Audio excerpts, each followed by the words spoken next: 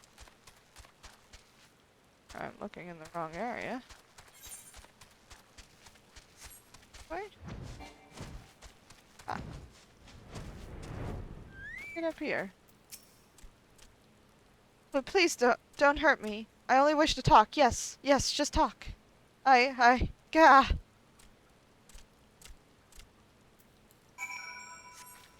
Goodness. Stop running away.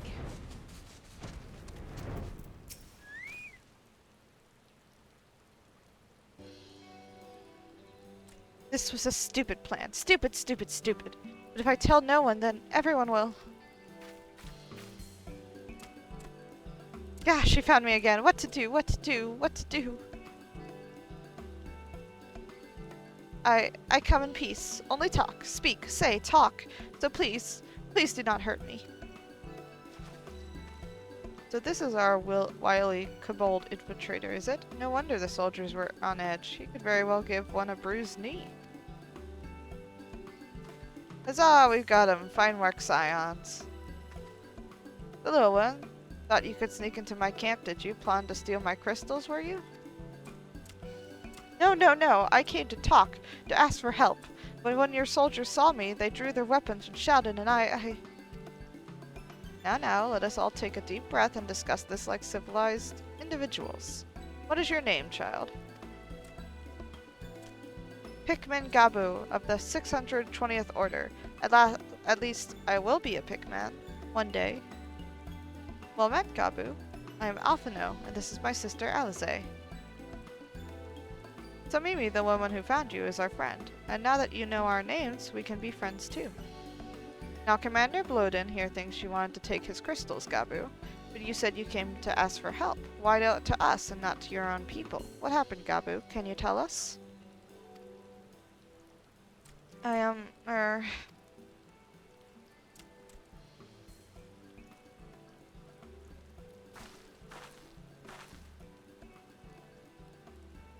No one is going to hurt you, alright? Not while we're here, I promise.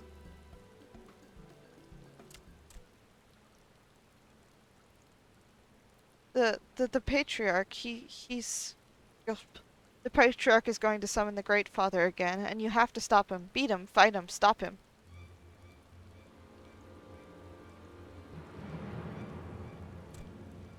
Gabu's parents said they didn't want it, along with many others, but the Patriarch wouldn't listen. He was so angry, raging, fuming, angry. He said that if they didn't have iron in their hearts, they would serve as coke for the furnace. And then the guards took my parents and the others away, and I haven't seen any of them since. Coke for the furnace? I do not want to believe it, but I have heard tales of foci fashioned from the bones of beastmen, which worshippers use in their rituals, hoping to summon more powerful incarnations of their gods. By the 12, that is sickening. No one listens to Gabu, no matter how much he cries, pleads, begs, cries. They do not listen, only talk about punishing the overdwellers and praising the Great Father. Gabu loves the Great Father, but he loves his parents too, so please help Gabu stop the Patriarch and save his parents.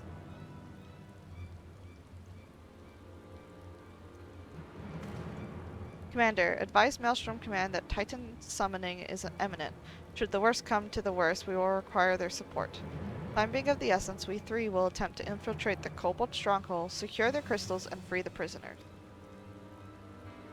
Well, if you're sure, you'll forgive me if I don't seem optimistic. We'll make ready just in case.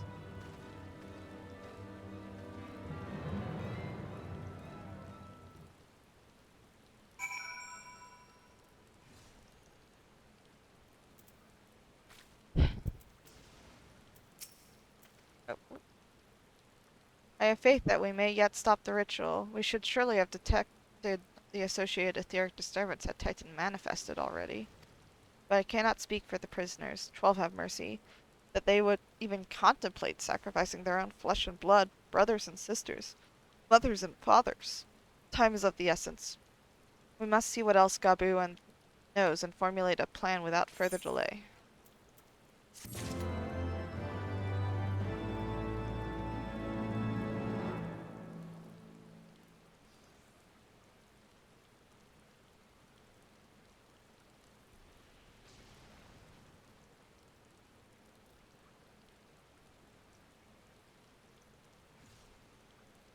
Okay.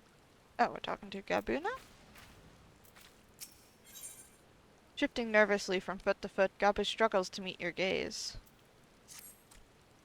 I heard Great Father Titan loves crystals, cherishes, covets, loves them. And if we gather enough, he will return. That's what the Patriarch told everyone to go forth and gather them.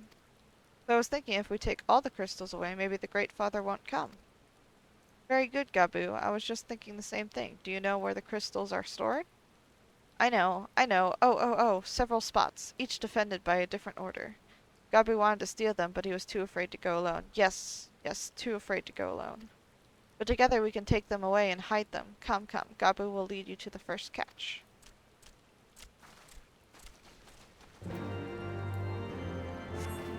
Yeah, let's go.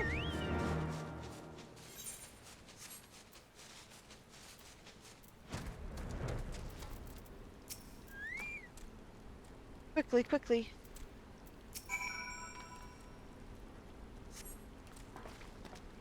You have them all? Good. Lead on, Gabu. This way. Okay.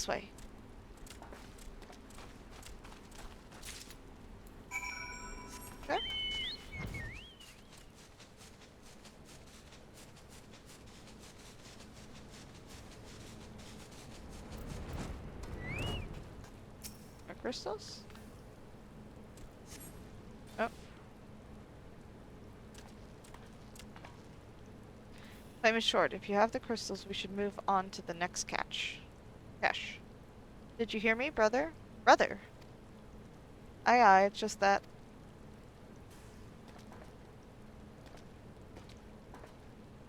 I'm quite certain that crate once bore Ish Guardian seals. Someone took great pains to remove all traces, but enough remains to make out the patterns. See for yourself. I struggle to imagine kobolds traveling to Kurthus to obtain crystals, much less bothering to conceal their origins.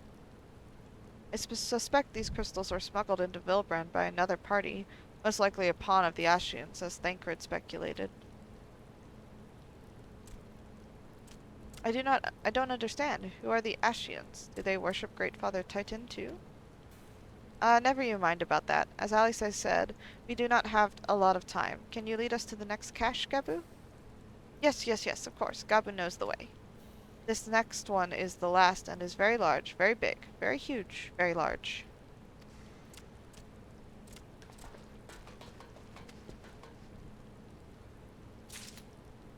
Okay. Last cache. Right here.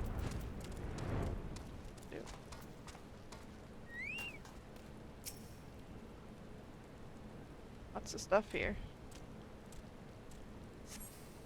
Though you cast about for a time, you see no sign of crystals.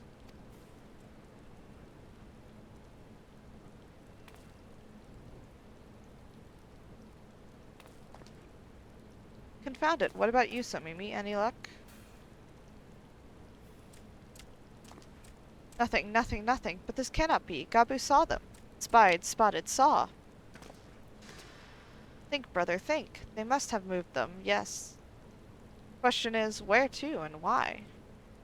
Within Ogomaru, where they summoned Titan once before and mean to do so again. It is the only explanation. What about Mother and Father and the others? We have to help them. And we will, Gabu, we will. Stay calm. We still have time. They have yet to call for the remaining crates. Yes, if they had, then they would have found the other caches empty and sounded the alarm. Nevertheless, I believe the time for stealth has passed. We must breach the navel and seize the remaining crystals. There is no other way to prevent Titan summoning. But first, give me your crystals, that I might deliver them into Commander Blodin's custody. We dare not take them into the bowels of the mountain.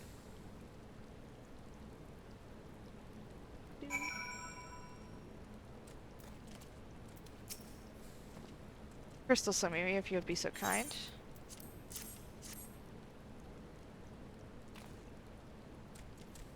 Thank you. I shall deliver them to Camp Overlook for safekeeping and brief Commander Blodin on the situation. Pray go on ahead. As I recall, there is an aetheryte within the Ogomaru mines that should deliver you to the navel. Gabu doubtless knows the way. Wait for me there. I shall rejoin you anon. Strange, I would have thought you eager to remain in the thick of the action. But if this is what you would prefer, then Godspeed, brother. This way, this way.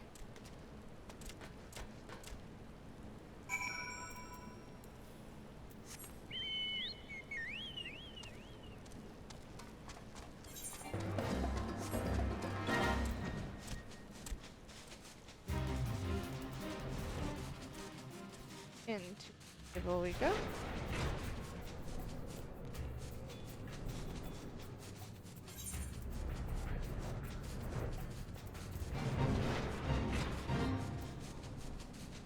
Gonna fly through here real quick.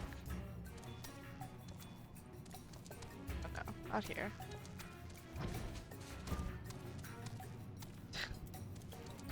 Did I miss something? Ah, here.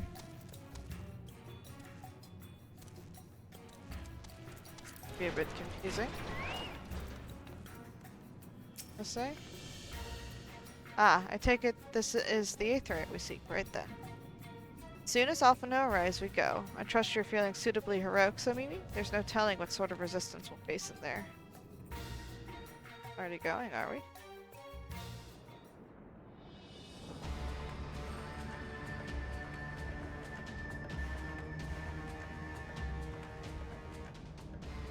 Quickly, you clods, briskly, swiftly, quickly. I will not suffer any further delays.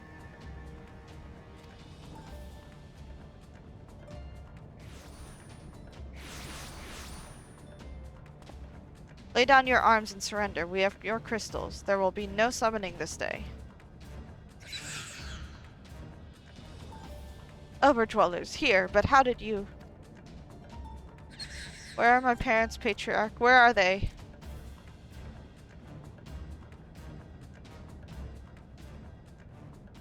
Oh no.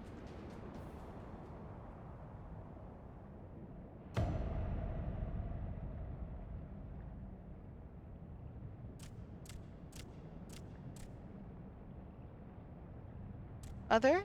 Father? Poke for the furnace, you monster! How could you?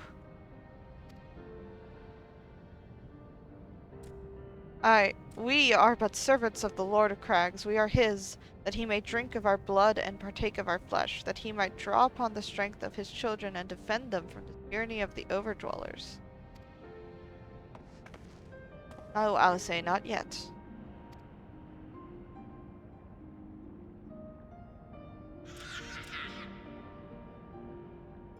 I understand, Patriarch, I do. Your fear, your anger, your hate.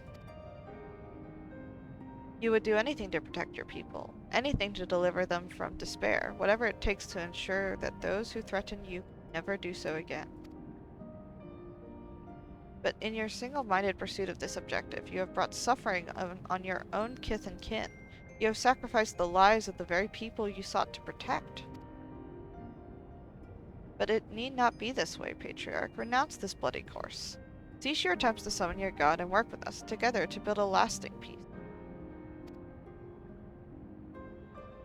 Another piece to be abandoned at the overdwellers' convenience? Oathbreakers, all of you. Liars, betrayers, oathbreakers. You take, and you take, and you take, and when you have had your fill, you sue for peace. You promise that this time is the last, until you grow hungry again. And when we dare to defend ourselves, you declare that this beast tribe cannot be suffered to live, that our god drains the land of ether, brings not but suffering, death, destruction, suffering upon us all. I will hear no more lies from you and yours, overdweller. You've ruined your own lands. You'll not ruin ours.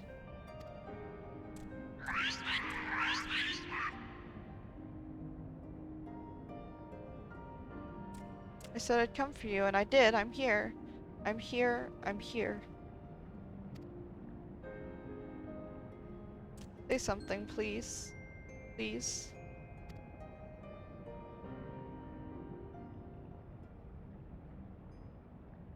God, please.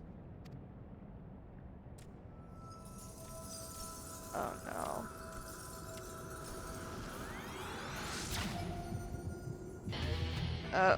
Here's Titan.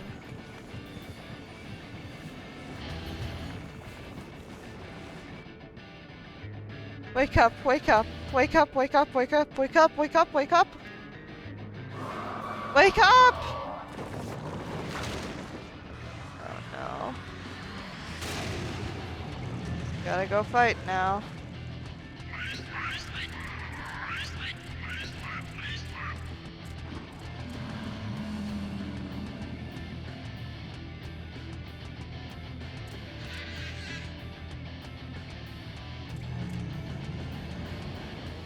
Oh no. Ah! No!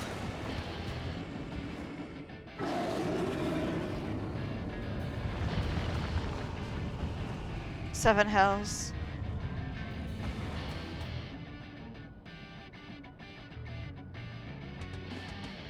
I'm here. I'm here. I'm here.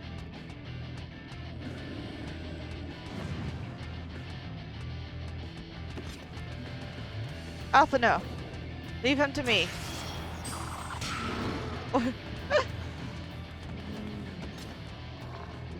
Us book nerds are gonna fight. We must away. No fighting?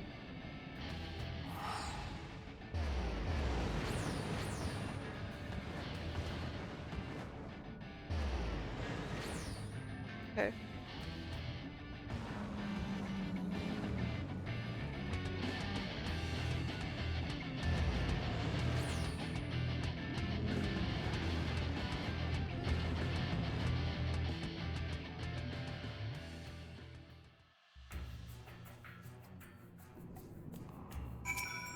Oh. Kaboo. Yep. Breathing, and I don't see any injuries, but I can't seem to wake him. By the 12, how could I be so foolish? I should have known better than to let Gabu accompany us, given what we were like to find. His anguish and despair have served to birth a primal, just as surely as would the supplications of the faithful. Worse, being born of such tumultuous emotion, this incarnation of Titan seems capable of naught but violence. If we have one cause for optimism, it is that while many crystals were present, they represented but a fraction of the quantity intended for the summoning ritual, meaning that Titan must be far weaker than planned. Be that as it may, he is yet a primal, and the longer we leave him to bleed the land of Ether, the stronger he will grow. And should Titan be permitted to leave Ogomaru, more lives will be lost. The Maelstrom will rally their troops, and the cycle will continue. Somimi, you know what must be done. Will you face the Lord of Crags once more? Thank you, my friend. Alice and I will tend to Gabu. When you have finished with the Primal, look for us in Camp Overlook. We will be expecting you. Dude. Hard Titan? Ugh. So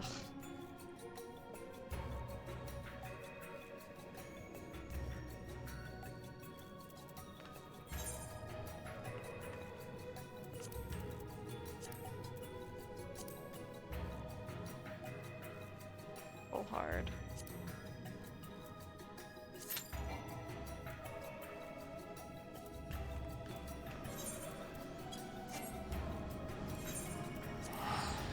Get my repair done. Actually, 3-1 in Camp Overlook. Go back.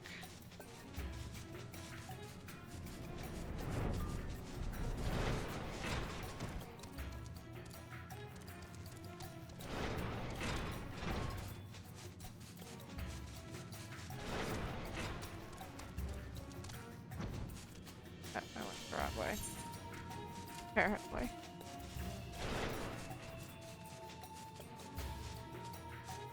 This place is so confusing.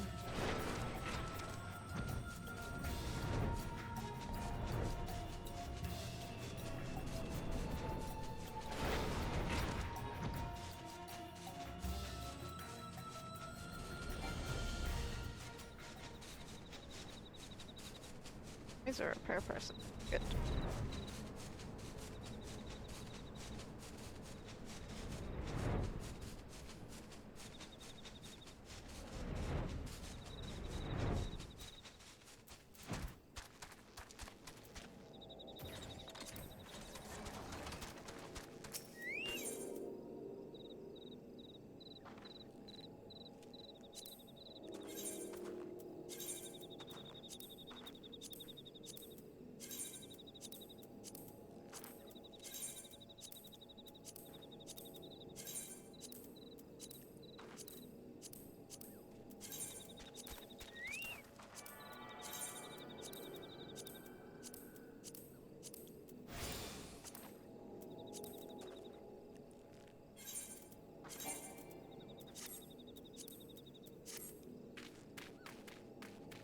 Now we can. Able. It's not bad.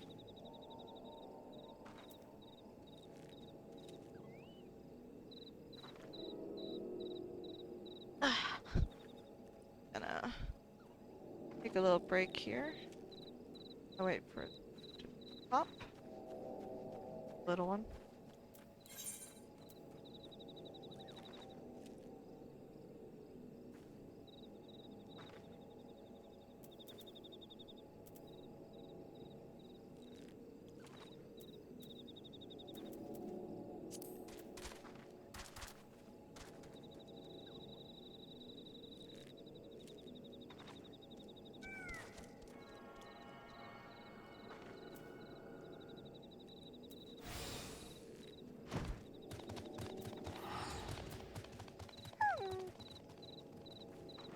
Back.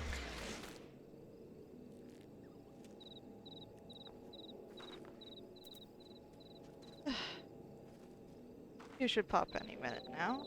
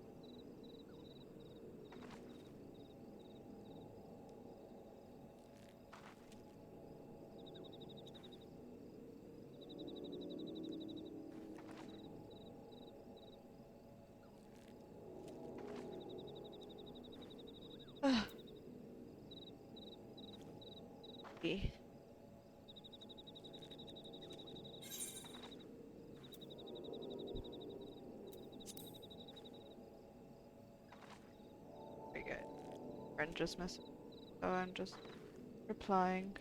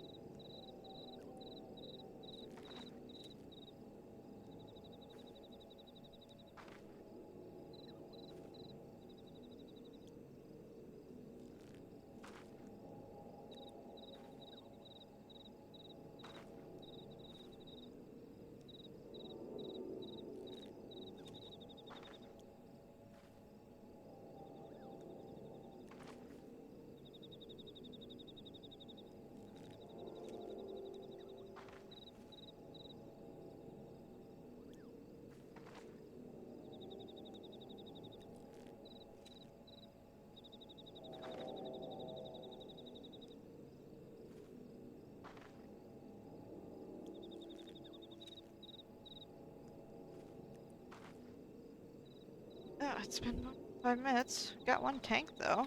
That's good.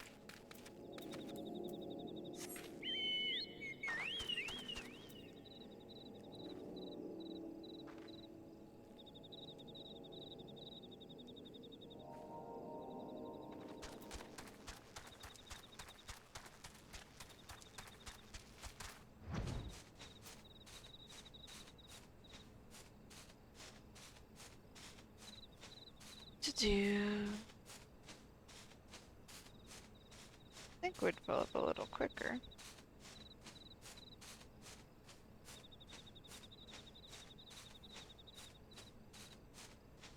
Yeah, that's just great.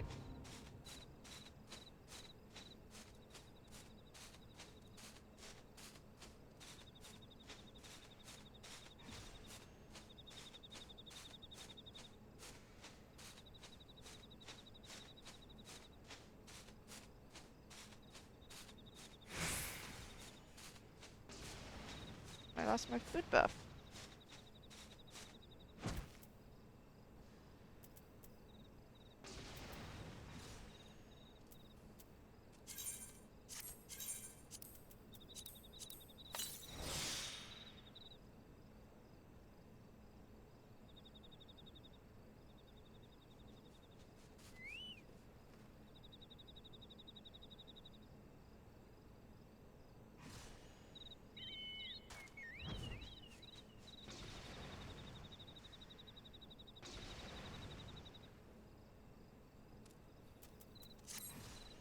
Eh.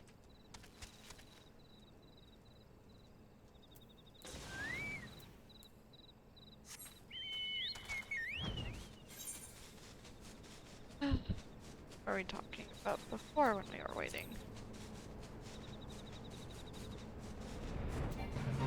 We could talk about Gomer.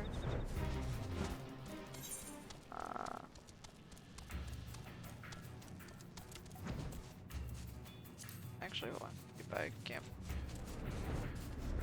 I'm just there to talk about. Big oak.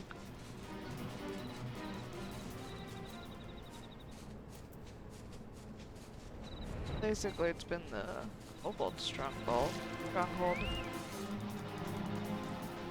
for a very long time. Since before the first arrivers here, which are the first people to settle here, as far as I know, was the civilization of Nim. In the 5th astral era. And they tried to make peace with them. And I think it was successful. For the, they didn't have any problems. They weren't a very big civilization, though. There.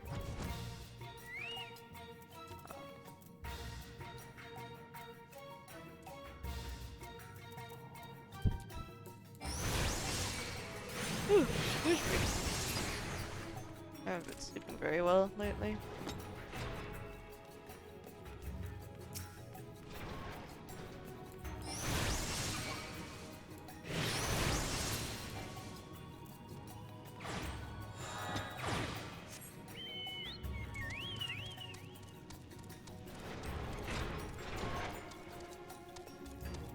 Yeah, there. Log stuff I. Oh, is that really the last one? It says Maelstrom. So I can't actually get any variants. Just seals.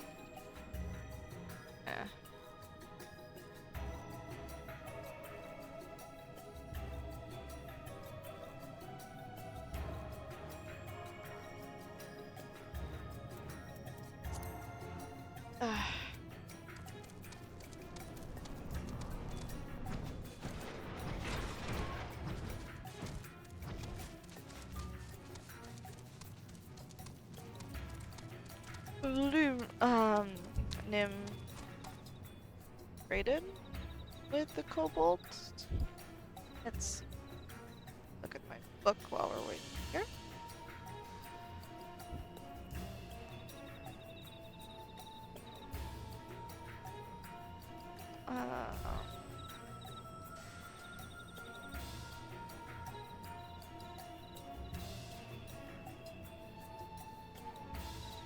Yeah, so they traded, the Nimians traded with the Kobold tribes when they came ashore.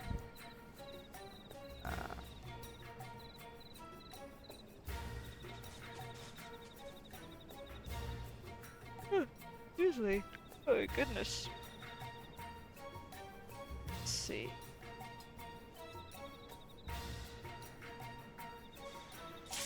Oh. Never mind.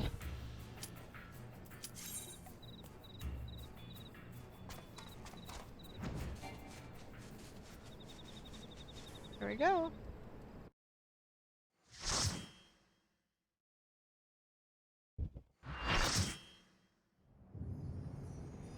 Hopefully I can do this. It's been quite a while.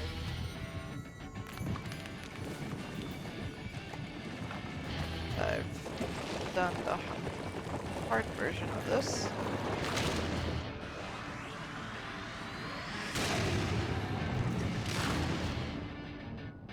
Okay.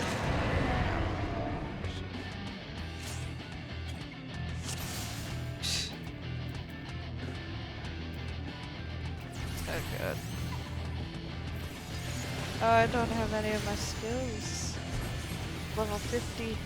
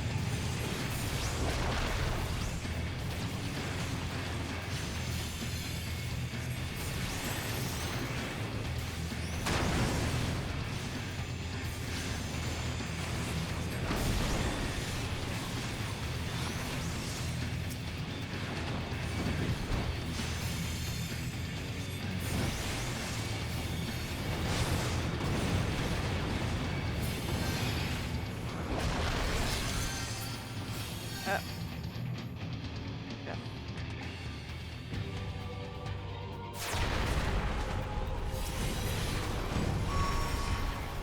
Time to start.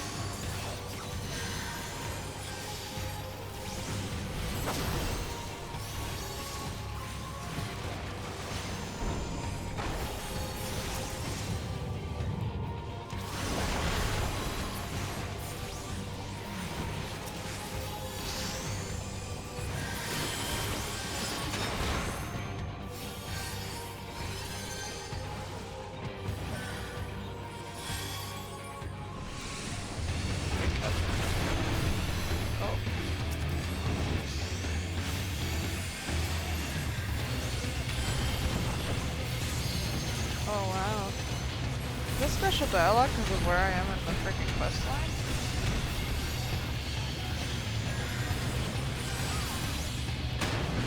That's pretty crazy.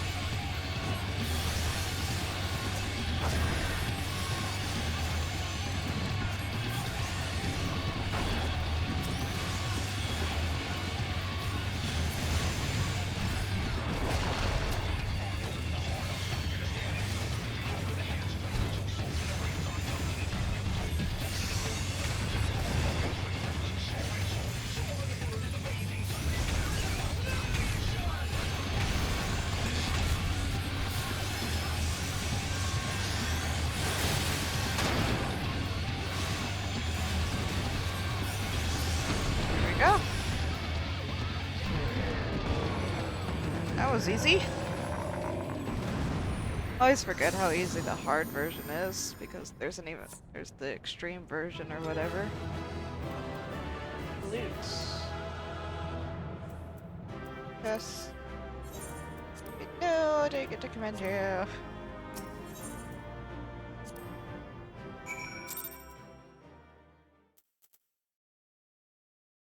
Oh, I got a commend. Cool. Okay. Go this way.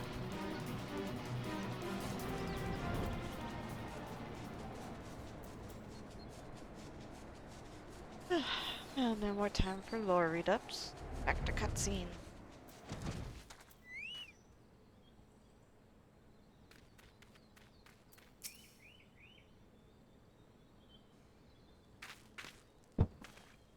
Ah, there she is. Did I not tell you she would return safe and sound? The deed is done, then. Titan is no more? Yep. Good. There has been enough tragedy this day. He has been like that since he regained consciousness. We believe he can hear us, but he has made no attempt to respond. He is almost certainly still in shock, but we cannot discount the possibility that he succumbed to the Primal's influence, should that prove to be the case. He must be put to death, like any other thrall. Such is the Alliance's policy, yes? You have the right of it. But we must not rush to conclusions. After all, we once feared that Ysael's followers were beyond reason, and many have since laid down their arms and accepted Ishgard's peace.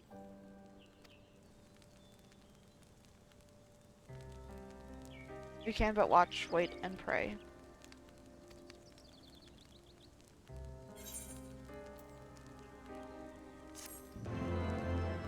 Peace that mourned at the heart of the mountain. Bad.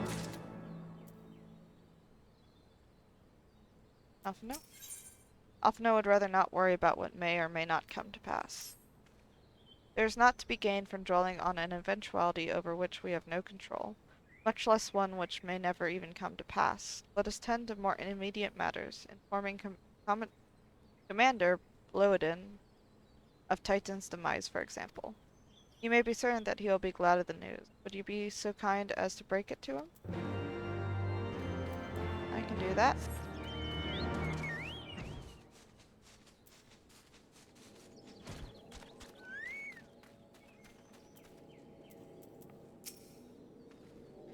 Ah, you're a sight for sore eyes. When the others came back without you, I feared the worst, but they said you had matters well in hand.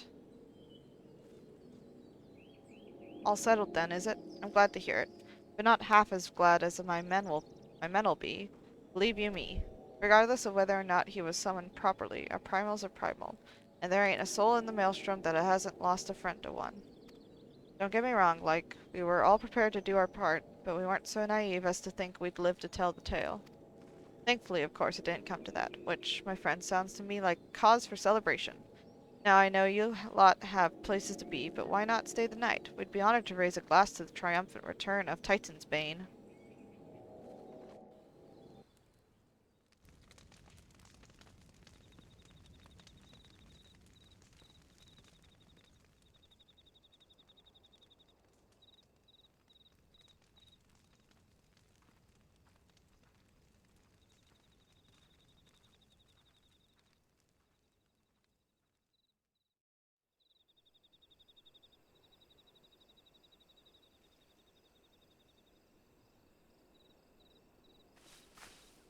Who goes there?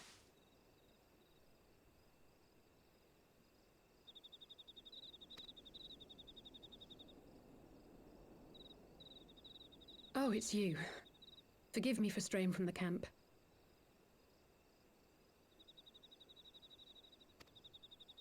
He hasn't been feeling too welcome, to say the least. I thought a change of scenery might do him good. But... Oh, whoops. A little less.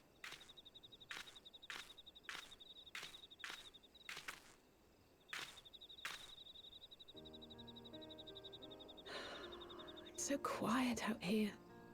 The stars spread out before us, beckoning across time and space. Dawn may banish even the darkest night. How bitterly beautiful, those words. I should be stronger for all my experiences, yet my heart aches more than ever.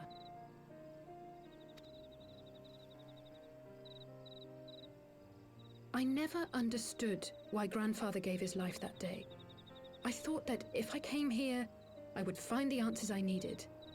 But when I finally laid eyes on the land he sacrificed everything to save, saw firsthand the bickering, the pettiness, I was disappointed.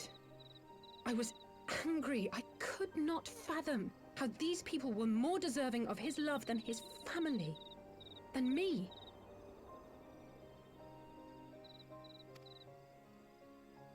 Nevertheless, I had to believe he had good reason. I was determined to uncover the whole truth of the calamity and, perhaps in so doing, find my own purpose in this sea of chaos. My travels have been enlightening, but I cannot say that I have enjoyed them. I have lost count of the many petty crises that I was helpless to resolve and of the people whose actions I could not understand. There were others, of course. Good people. People with whom I felt a kinship, whose lives I could not save. I found myself asking what it was all for. Why try if I was doomed to fail in the end? But then I recalled Grandfather's words to my father, years ago, before he left Charlayan behind forever. To ignore the plight of those one might conceivably save is not wisdom, it is indolence. We must all protect that which we hold most dear in the manner of our own choosing.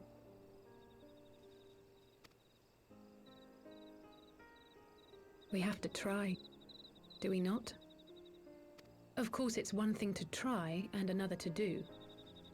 There were times while I was tracking the warriors of darkness when I faltered, when I was afraid.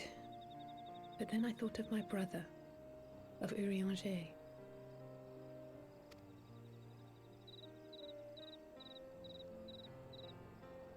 Oh, pray forgive me.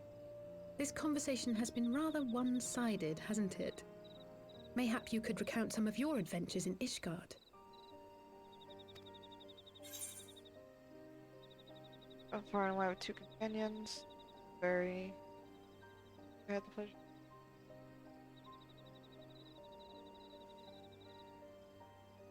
And then just sail.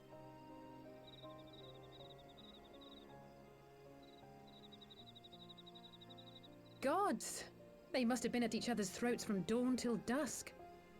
I dare say you managed to keep the peace, though. Merely being in the presence of the Warrior of Light is surely enough to shame anyone into behaving.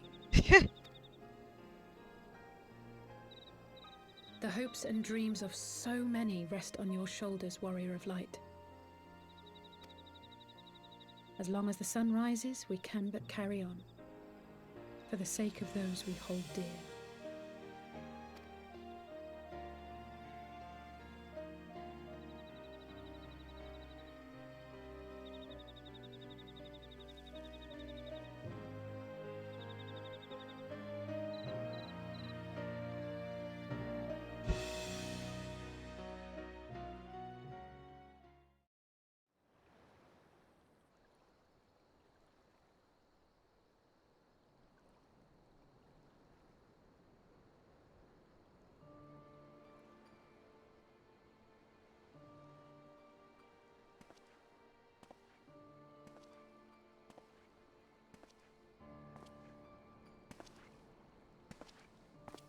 To what end dost thou cling to the tainted gifts of the Mother?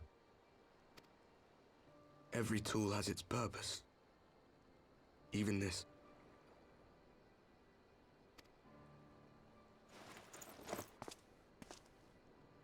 Well, what is it?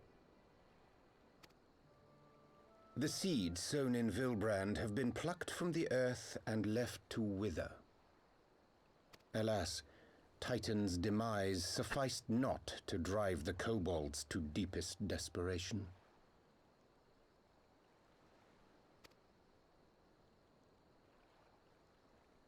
What did the man in white have to say? That we are to proceed as he did first set forth.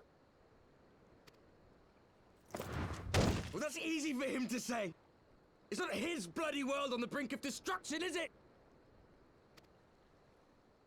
Be thou well reminded that with an end to Ishgard's unrest, naught now remaineth to preoccupy the Scion's thoughts, and thus may they devote their every energy to thwarting thee and thine. I foresee only greater difficulties ahead. Foresee? Are you sure you don't welcome them? I'm starting to think you might hold a candle for your old friends after all. Pray do not mistake mine intent. I but look upon the path which lieth before us with due trepidation. Shouldst thou be of like mind, pray consider then another course. For the power to invoke the ardor belongeth not unto the Ascians alone. With thine own hand strike down thine enemy, the so-called hero who would see thy home lost to light. Do but this, and thou wouldst at a single stroke disrupt the all-too delicate balance of this realm, plunging her straightways into chaos. What? You do realize what you're suggesting, yes? To ignore the plight of those one might conceivably save is not wisdom, it is indolence. The words of my teacher, and a creed I hold close to my heart.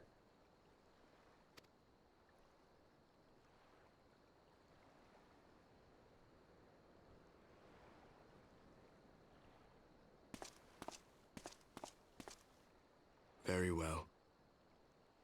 Draw her out. We'll make it quick. It shall be done.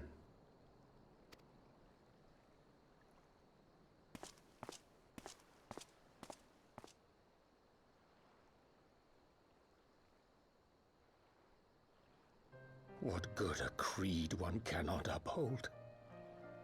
What hurts soothed? What lives saved? Oh, hapless fool, what hast thou wrought by thine own hands? Minfilia, my friends, I shall not now beg your forgiveness. Full deeply though it paineth me to walk it, I shall not stray from my chosen path. As Moonbreeder remains steadfast, so too shall I. Andre, what are you doing?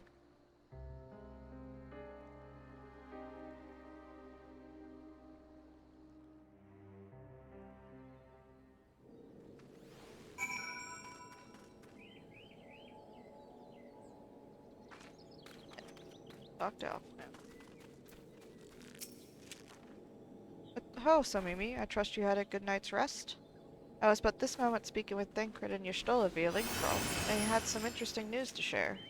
Apparently during the course of their respective investigations, both came across crates which had once borne Ishgardian seals.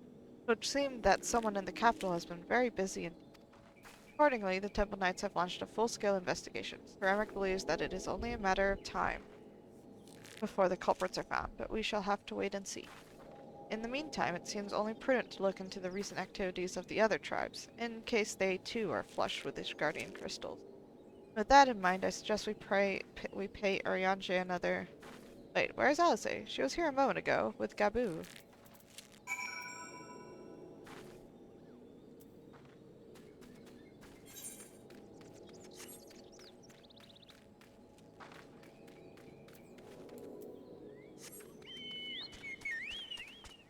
There? Gabu?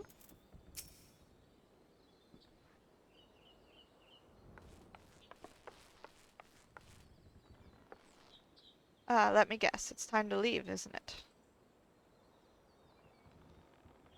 My apologies for disappearing again. It if it is any consolation, I have already packed my things.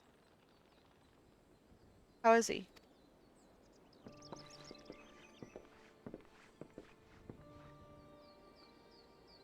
Brother, Commander Bluden, something tells me you are not solely here out of concern for his welfare. But to answer your question, there has been no change. He will not speak or eat. I'm not even sure if he slept. If he did, he seems none the better for it. He just shuffles about with the same expression on his face.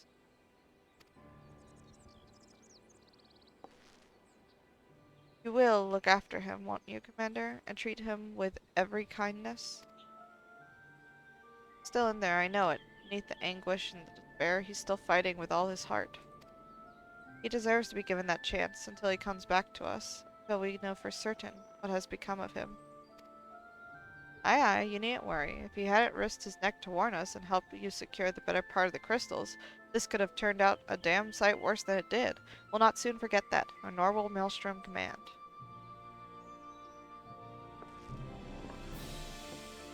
I'm so sorry, Gabu, I truly am. You should never have been made to, and I cannot possibly understand.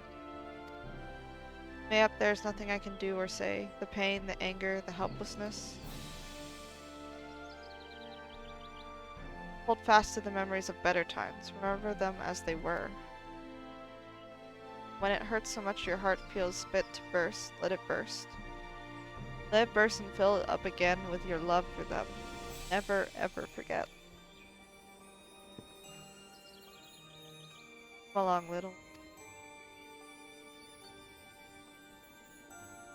I will remember them. And you, Alice. Thank you.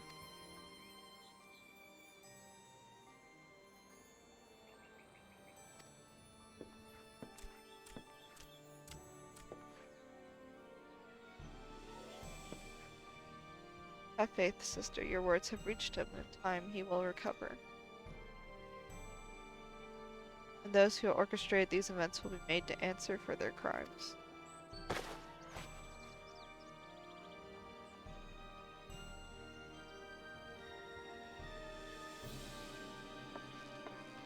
A thousand times over, there will be a reckoning.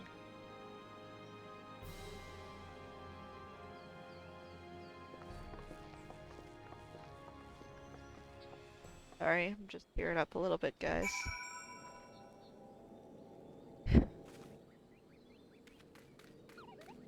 Speech got me. Right in the fields. Back to the waking sands.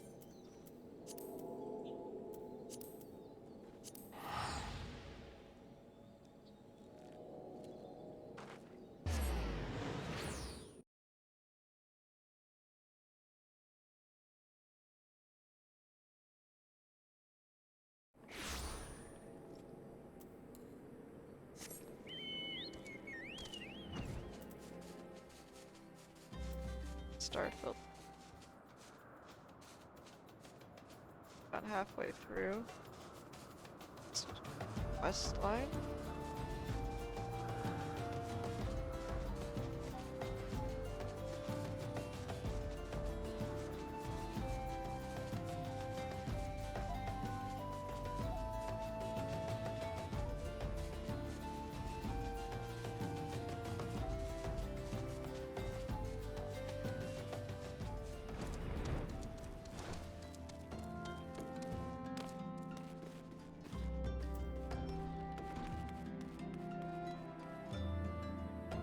Oh, what?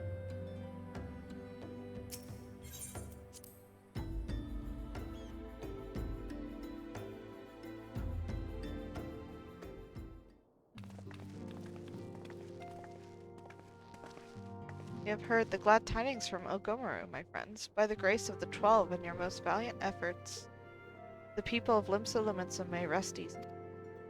I should like to think so, yes. Though we failed to prevent the Lord of Crags from manifesting, we did succeed in weakening, enabling our friend to dispatch him before the warriors of darkness could make matters worse. It was by no means an unmitigated success, but it will have to suffice. Ugh. Then let us speak of another matter, one which weigheth heavy on my lady's mind. As thou didst request, I sought out the Gurren oracles, that we might better understand the aims of the warriors of darkness. Though their copious use of allegory defieth any single interpretation, the oracles point a most disturbing picture, one of worlds parallel to our own, apart yet linked, reduced to ruin with every umbral calamity. 7 times have they succeeded, and of 10 and 3 only 6 worlds remain. Aye, all is as my lady Menphilia spoke unto thee.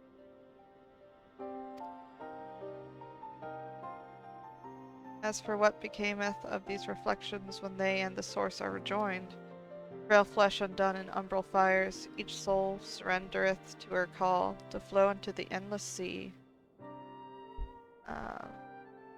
there to endure as one and none. Then if the warriors of darkness succeeded, everyone in their world will die.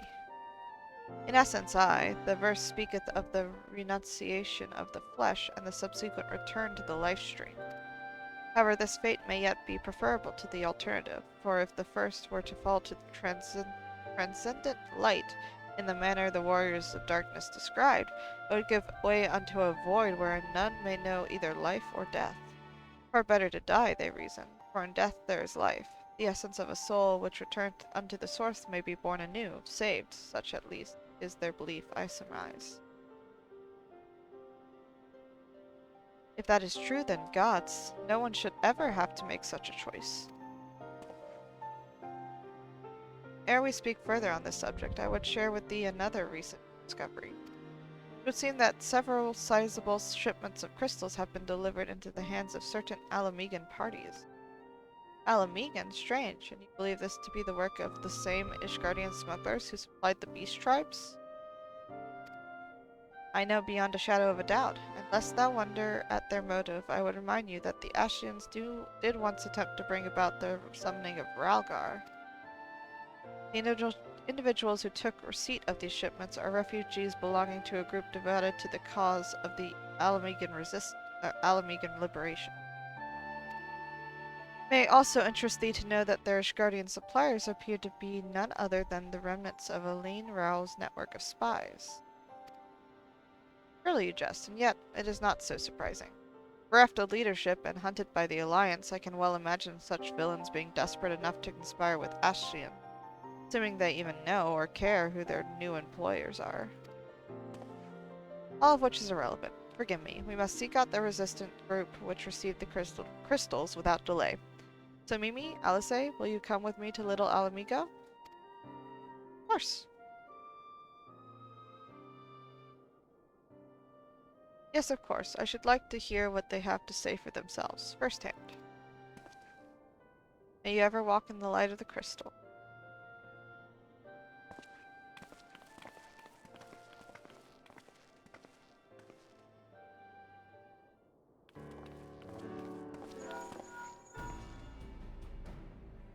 Cutscenes.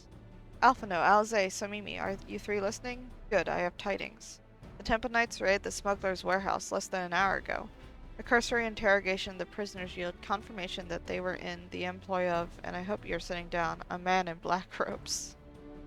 Then you have them, and the crystals too? What few remained, regrettably it would seem they dispatched one final shipment in the hours before we struck. It was bound for Little Alamigo, we are told, where it will be received by members of a local resistance group. Since Sir Omeric's men no longer have need of my services, I have a mind to head that way. As do we. By happy coincidence, we learned of the shipments but a few moments ago. Ha! And there I was thinking I might finally be one step ahead of the Warrior of Light and her little helpers. Wait a moment. There's more, and I defy you not to be surprised by this revelation. The leader of the Ishgardian smugglers was formerly in the employ of one Aline Royale, the infamous Ivy herself. Once again, Thancred, I fear I must inform you that. Thancred, with whom else have you shared this information? About the smugglers, no one, and I think I mentioned the raid was less than an hour ago. Planning to contact Y'shtola next, but there is someone else you would have me notify first? No, there isn't.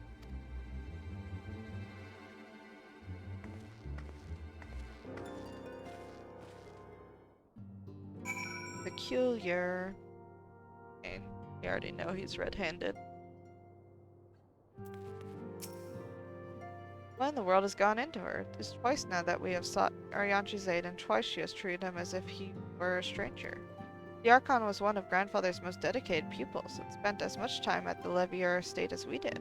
Practically a member of the family. Truth be told, I struggle to recall a day from my childhood when I did not see the three of them laughing together. If this continues, I may have to raise the matter. Later, though. Little Alamigo awaits.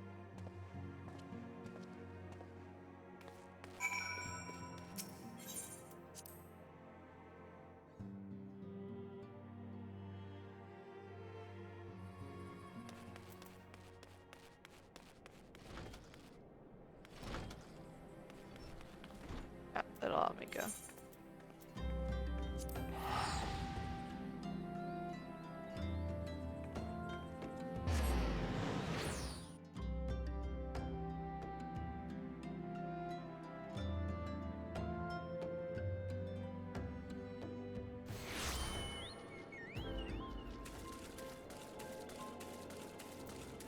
Is it?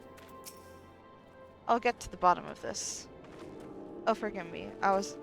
It has been a long day. Did you have something to say? Arianche? Oh, I've always struggled to understand what's going on in his head. Now more than ever. Listen, Somimi, if anything should happen, it should be me who... Just know that I am prepared to do what must be done. Right then. To more pressing matters. Since we have no idea when Thancred might arrive, I suggest we see what information we can gather in his absence. Alphino's eager to get to work. So to review, we are reliably informed that members of the Alamigan resistance operating here have taken receipt of several large shipments of crystals, our task being to ascertain who and why. Given the size of the settlement, I find it hard to believe that anyone here could be wholly unaware of the resistance's movements. The challenge, of course, will be finding individuals who are both able and willing to share such information with outsiders. It seems sensible to divide our forces. So Mimi, why don't you question the residents in the eastern half of town? Alice and I will do the same in the west, and afterwards we can rendezvous here to share our findings. Okie.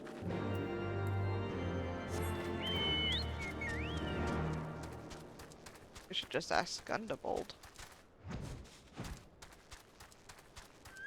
Considering how we helped them before. Siegfried? Let me guess. Come to join the fight, have you? No need to deny it, friend. You're not the first to answer the Griffin's call. While he's lit a fire in every Alamigan's heart, he's also inspired more than a few Uldons to pledge themselves to the cause. Little wonder, the Garleans won't stop until we're all under the yoke.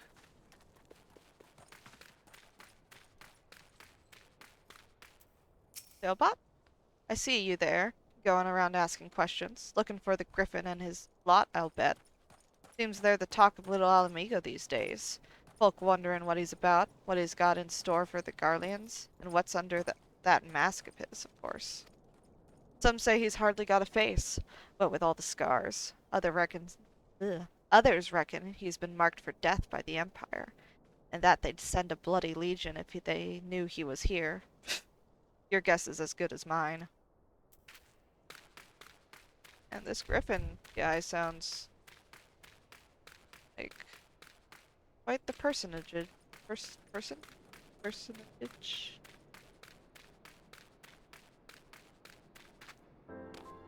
He's got everybody up in... Thought we were playing the slow game with Alamigo. Otolin? The resistance? Damned if I know. It's not as if I'd be any use to him. Okay. If you set store by all these tales of secret weapons, good luck to you. But I'm too old for the mask's bedtime stories. This is our lot, and it's time we got used to it. There's no way to think about it. Gotta keep on keeping on. Wait for the right opportunity. Oh, no. I suppose I should ask what you learned, but I think I already know. This griffin seems to be the leader of a newly formed faction within the Resistance, the Masks. Yet despite their growing popularity, no one seems to know much about them. Only that they are the most aggressively militant group to join the movement in recent memory. Indeed, many claim their commitment to the cause of Alamegan liberation is unrivaled. We can but hope their revolutionary fervor is never channeled in the direction of a primal. Though I feel confident that this is the group which received the crystal shipments, yet we lack proof. Before taking any action, I would speak with the settlement's leader to confirm my suspicions, and mayhap enlist his help while I am about it. Given that you and Gundebold are already acquainted, mayhap it would be best if you took the lead, shall we?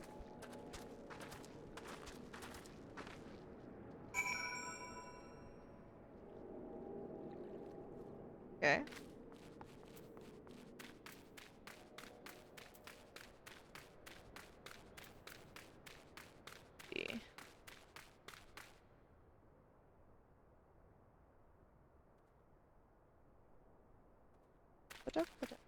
Gundebold, my own old friend. What do you think of these masks, guys? Much as it pleases me to see you again, Somimi, I cannot help but wonder if I should be worried. I hear you and yours have been asking questions.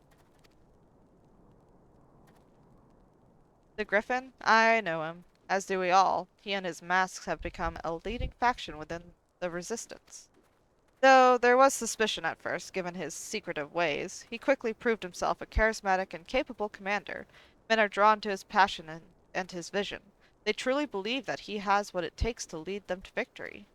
Even I cannot help but admire the man for what he's accomplished, but I have not forgotten Wilred.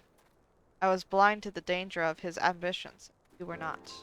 The Griffin will soon deliver a speech to our people at the sunken temple of Corn. Go and see him with your own eyes. Weigh his words with your own heart. How convenient. 'Tis but a pity Thancred is not here to join us. You two go on ahead. I shall stay behind and wait for him. Okay. Go see this guy. Gonna hear a rousing speech. All the way out there. Yeah, this. Fine.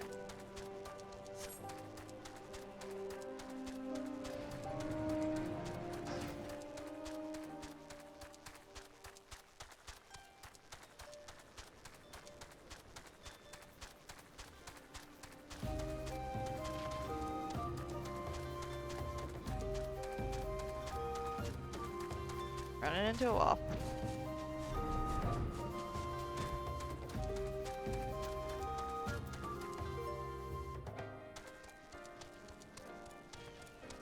Enough now. Has it begun already? I hear voices coming from within.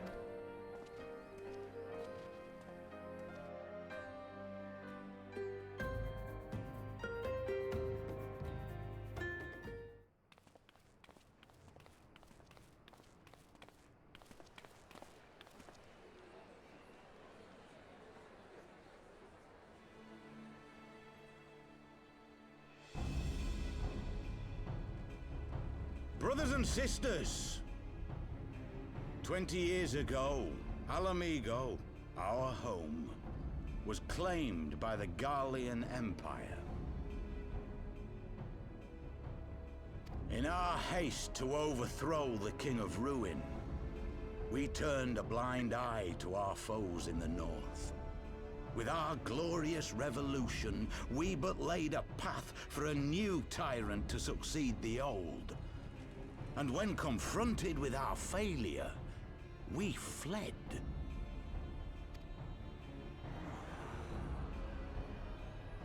Not a day goes by that I do not think of those we left behind. Think of them and feel ashamed. And I know each and every one of you feels the same.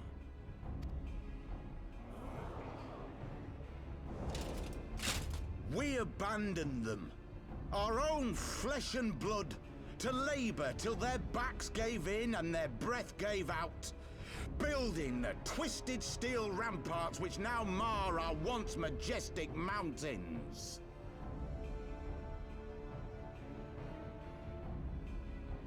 We abandoned them, the brave and true, to fight and die for their country. Or worse, to be conscripted and sent off to rob another poor bastard of his home. We abandoned them, the meek and powerless, to bow and scrape when the Garleans pass, to sully themselves that they might live to see another day of misery. The Black Wolf may be dead, but a new Imperial Viceroy reigns in Alamigo now. A beast, not a fraction as merciful. You all know the Eorzean Alliance will do naught to oppose him. For all their promises and platitudes, they will not act if there's no profit in it. Only we can free our brothers and sisters from the Empire's tyranny, my friends. Only we have the courage to stand and fight. They have imprisoned us. They have enslaved us. And they have murdered us. But no more! Blood demands blood, and the Garleans shall pay for every drop they have spilt upon our lands.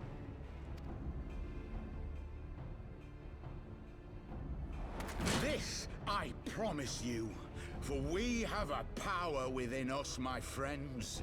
A power befitting our pride, our righteousness. Only join us, and we shall grant you the means to unleash it, and together we shall see the Alamigan standard raised over the mountains of Gia Arbania once more! He is quite passionate. A power befitting their pride. Not at all ominous, that.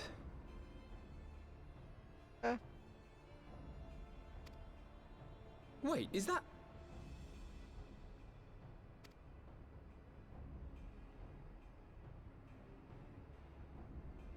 Oh, it's Papa Lebo!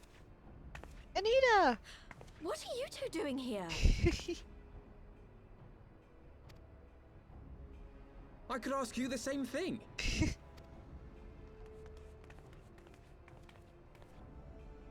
Well, well, this is quite the surprise. If you see what I see, if you feel as I feel... Might I suggest we continue this conversation in more agreeable surroundings? For it is not strength of arms that will win this battle, but strength of heart.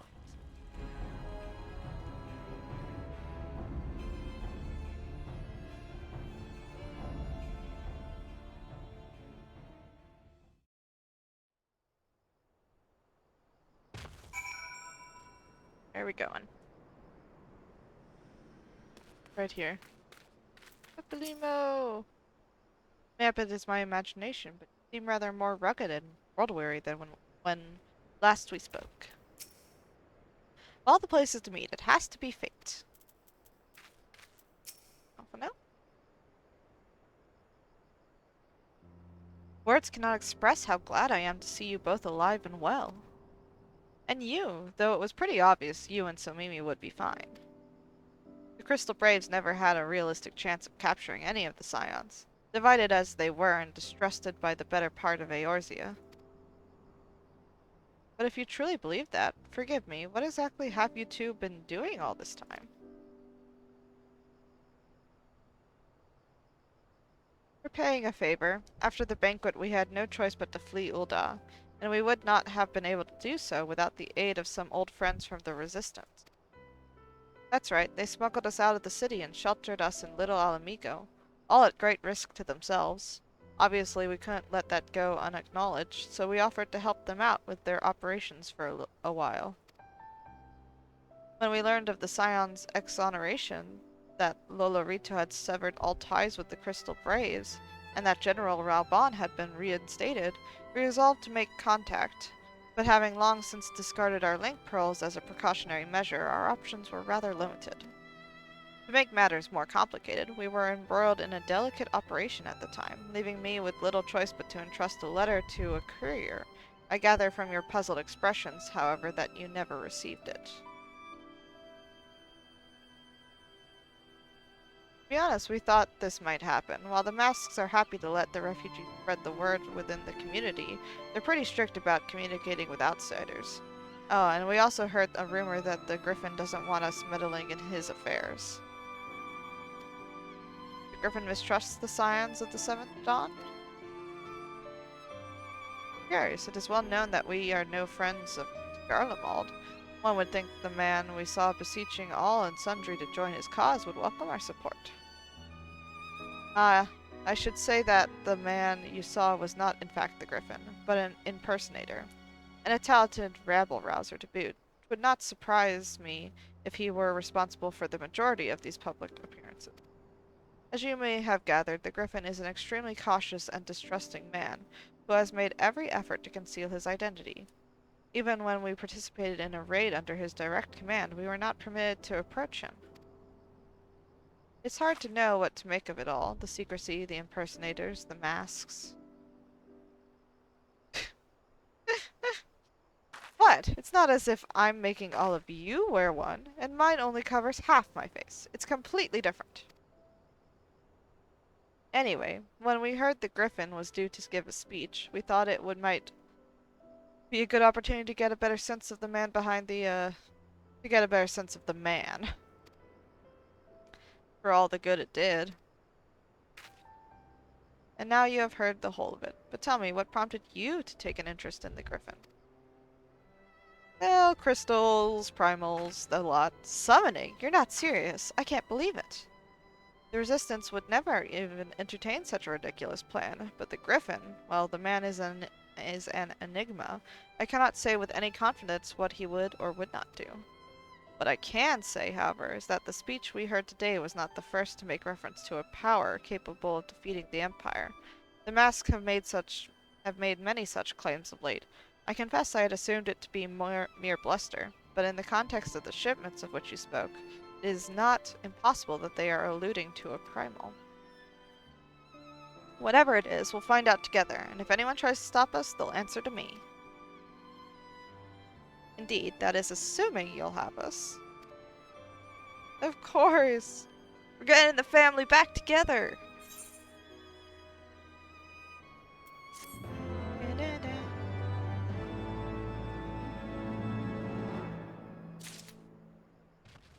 Yay!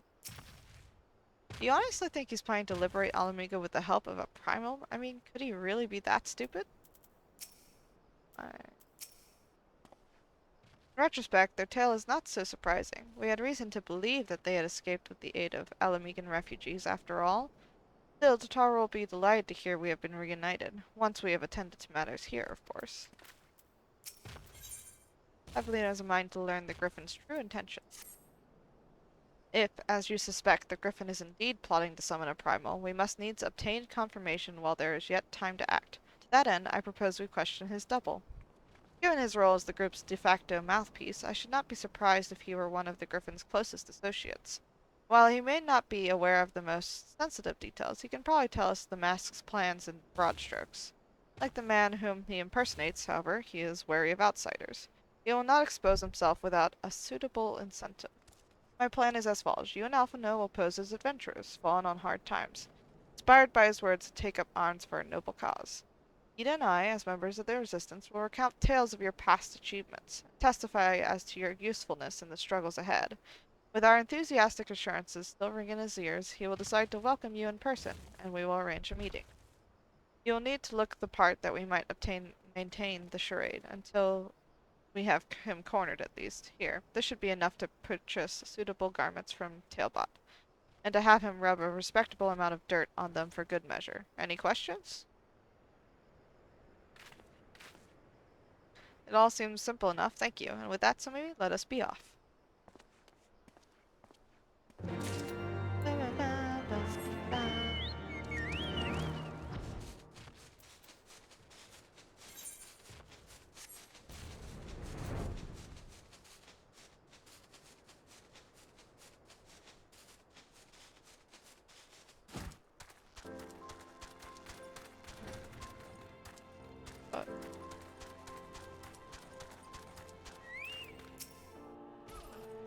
Oh, don't look at me. You're the one with the sack of gil. You do have the sack of gil, don't you?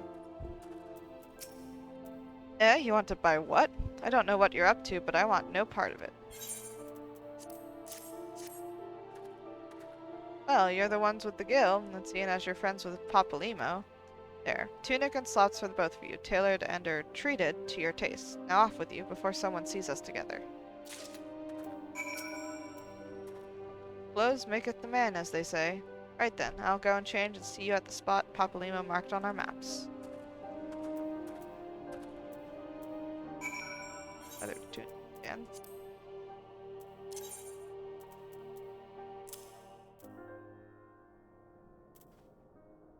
Whoops.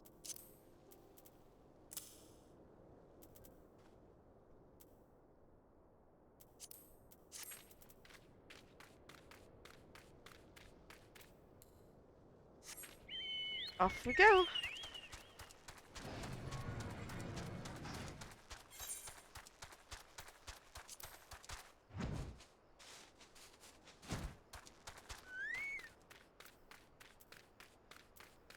Nothing else? Well, look at us, a pair of down-at-heel adventurers seeking a chance to recapture past glories. Yes, this should suffice. And now we play the waiting game.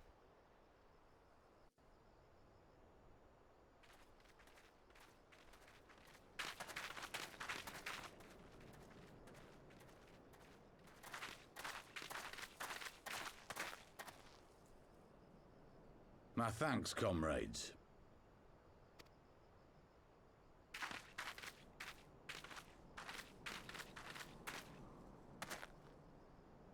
You must be the esteemed adventurers of whom I've heard so much. I understand you have taken an interest in our cause.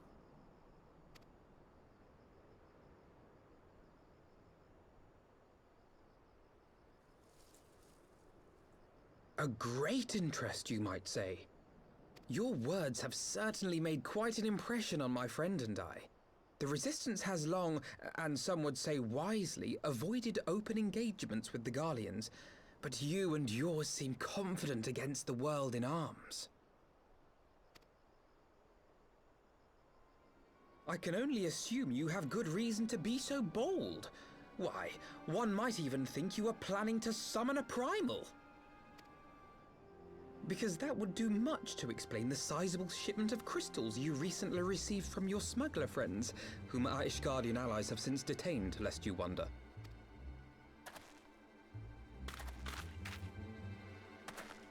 I'd like to hear more about the Griffin. The real Griffin. Your performance earlier didn't fool us. Ah, the famous scions of the Seventh Dawn. I should have known better than to think I could conceal the truth from you lot. You are right.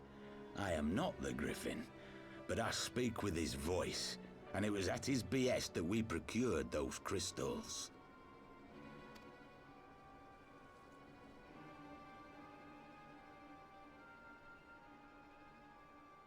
You are wrong, however, if you think that we procured them to summon a primal. We used them to reach an accord with the Amalja.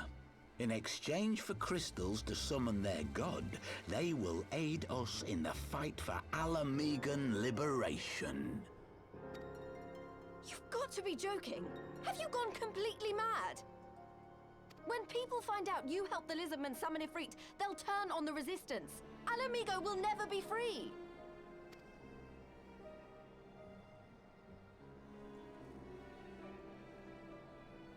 This isn't a fairy tale, girl. We don't have the luxury to play at being honorable heroes. It's because the likes of you wouldn't sully your saintly hands that Alamigo's been under the yoke for the past 20 years. But the Griffin won't stand for it, and neither will we. We're ready to do whatever it takes.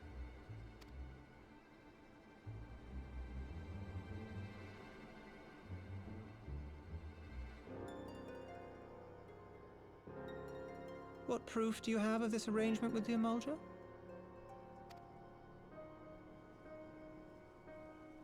What? Aside from a lack of crystals? None. But the beastmen have a great big pile of the things if you fancy looking. You might want to hurry, though. It'll not be long before they summon their god. Search our camp if you don't believe me. We have naught to hide.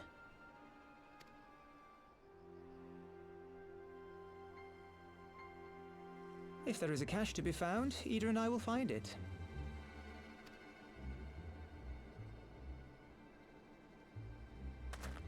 Then let us be off.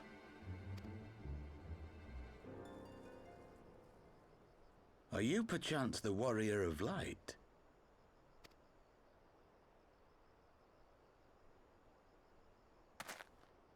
Aye, I thought so. You should know that a great many who have joined us did so because you saved them. Because you showed them that one brave woman can make a difference. You saved me too once. Helped a friend over in Quarry Mill make some medicine I needed. But that was a lifetime ago. On behalf of my brothers and sisters, I thank you. You gave us hope where there was none, courage and strength when all was lost. We shall not squander your gift.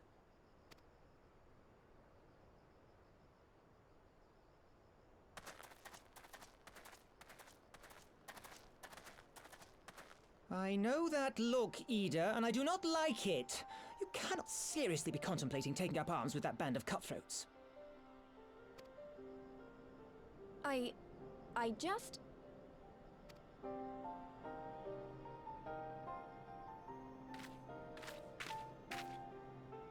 If the Griffin and his men have their way, it is only a matter of time before the situation in Alamigo comes to a head. Your homeland's future teeters on a knife edge, and any reckless action, however small, could have irrevocable consequences. You mustn't lose sight of that, Ida. When the time comes, we must all make our choices, but we must do so in full possession of the facts. Now, let us away. There is work to be done. Papalymo, he's the best.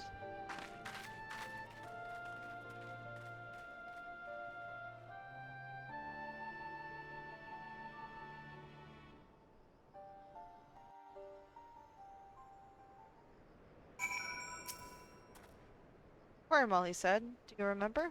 Forgive me. You cannot be expected to recall every name and face, and besides, it's not as if it matters. I have long admired how you live in the present, how you focus on the problems at hand, and always keep moving forward. Let us keep moving forward together, Somimi. We must find and secure those crystals. This is no time for looking back. Those be that one. One life for one world. Alphna would keep moving forward. If we take the Griffin's double at his word, then the crystals are now somewhere within the Har-Ak, ready to be put to use by the Amalja. We must apprise Alizé of all we have learned. I will join you both in Little Amigo after I have changed.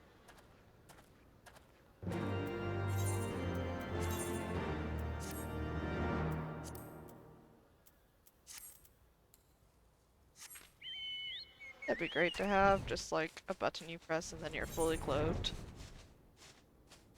Change outfits at will like that.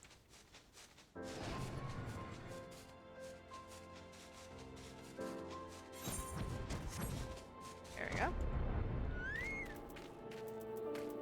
And that's it.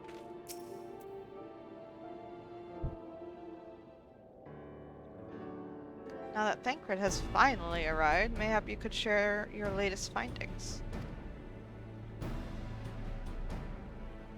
You mean to tell me that while we were worrying ourselves sick, Ida and Papalymo were here all along? Well, Y'shtola will be relieved, and also angry. Mainly angry, I should think. As for the crystals, what choice do we have? We cannot very well leave them in the hands of the Amalja. For all we know, they could be preparing to summon Ifrit even as we speak. We must make for Zahar-Ak without delay. Agreed. If there is naught else to discuss, let us depart at once. Go! Oh. Got 5. So they go forth in accordance with the Griffin's plans. Or Griffin.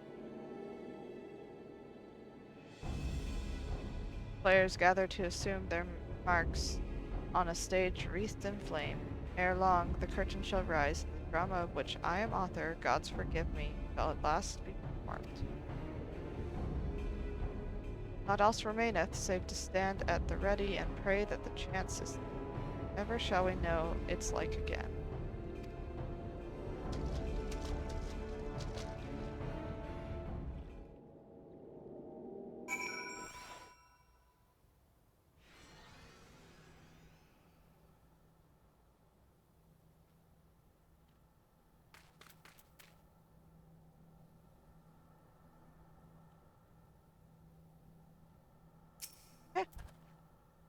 I confess I expected a warmer greeting, but we must not jump to conclusions, not until we have braved the Battle of Embers. We must be ready to engage the enemy at any moment. If you would make any final preparations, pray do so now. I shall await your signal. Oh boy.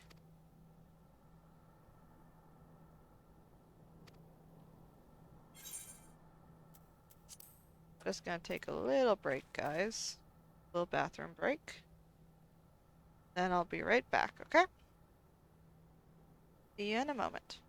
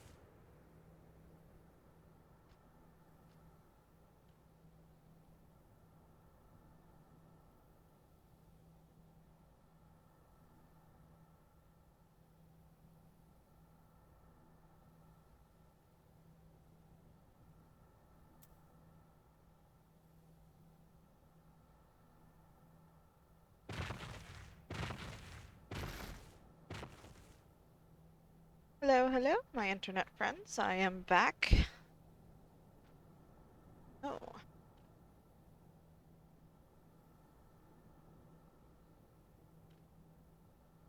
Get on with it, shall we?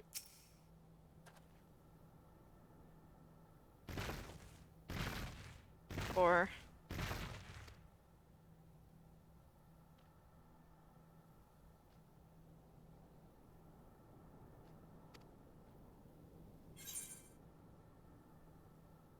for one world. Here we go.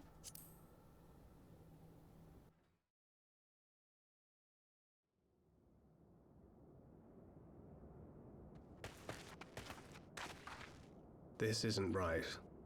The Amalja would never leave this place so poorly guarded.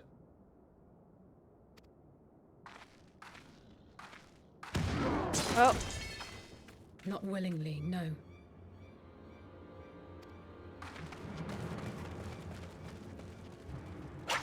Oh.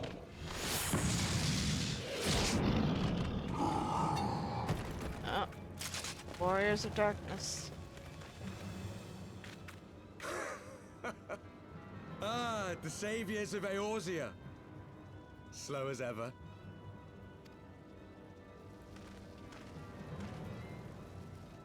By the 12. Will you never learn? You know, you're right. Mayhap it is time for a change of tack. Killing primals, tormenting beastmen, hastening the birth of a new god. It's all a bit much, isn't it? And frankly, we don't have the leisure to do it. But killing the Warrior of Light, on the other hand, that would soon plunge Eorzea into chaos. One life for one world. A fair exchange! Wouldn't you agree?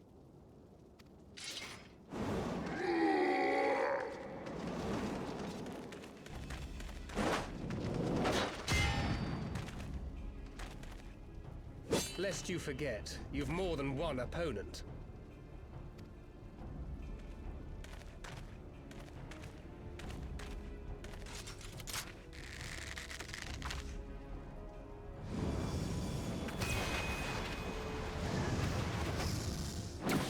Carbuncle! Defend me!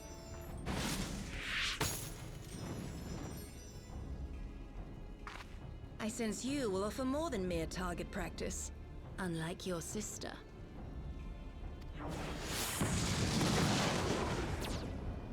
Alizé!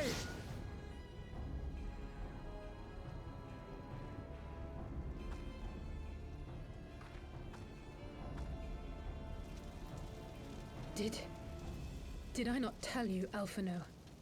I am not the girl I once was. My brother was always the clever one, while my talents lay elsewhere.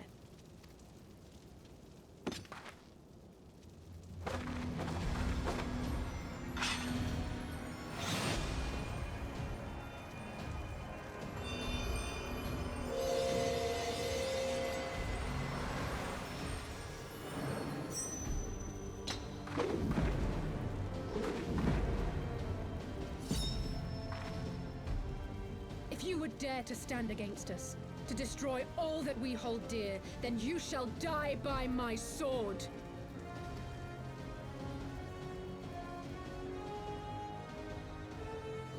Let's finish this. Here we go.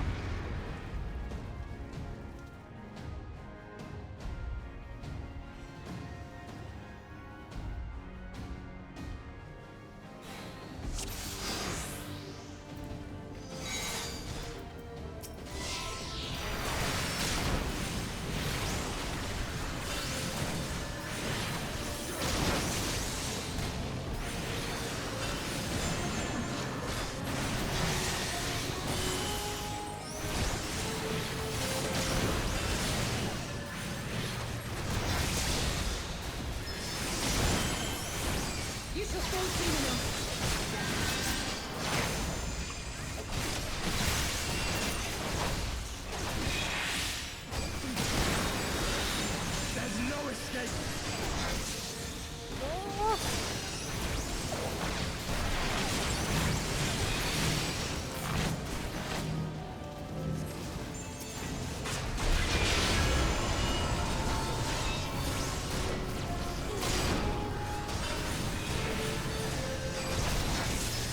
Wait.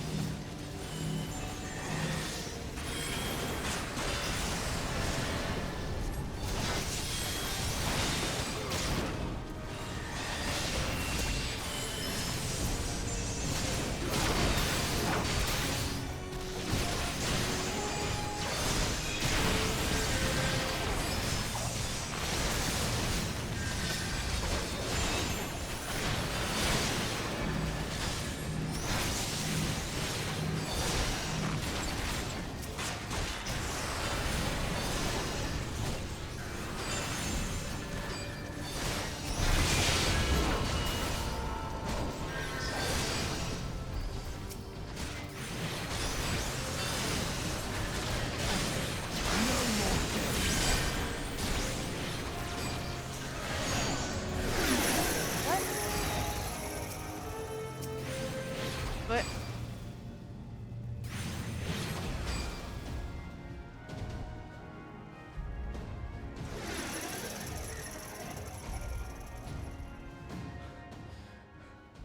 It ends now.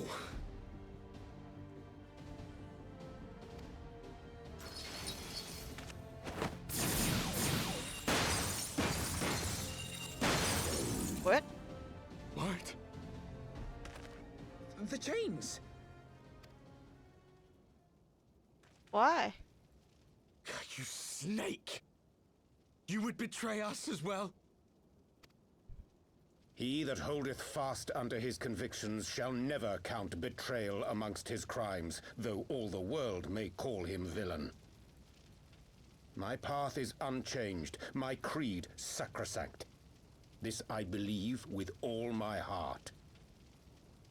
But say, warrior of darkness, and speak true, what dost thou believe? That rendering up the souls of thy world in service to the rejoining will grant it salvation? Nay. By the 12! Oriange!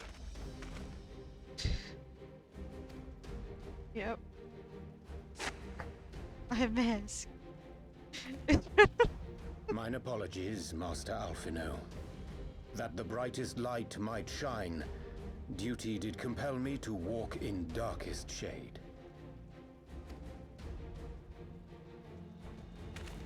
You sweet fool. I was almost willing to believe you had turned against us. I expect a full explanation when this is over. For now, may I assume you have turned your cloak for the last time? Excuse me. Thou mayest, my lady. Oh.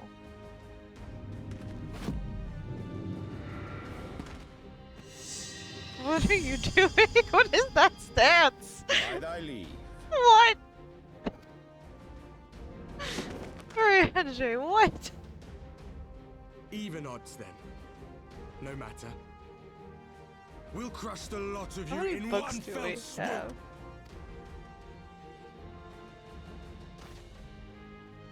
Understood.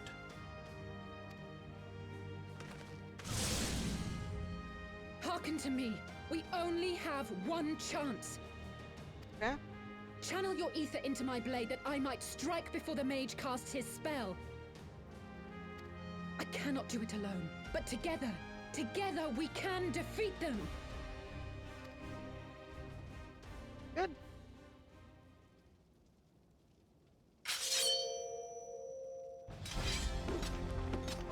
Wait. Make ready! They come!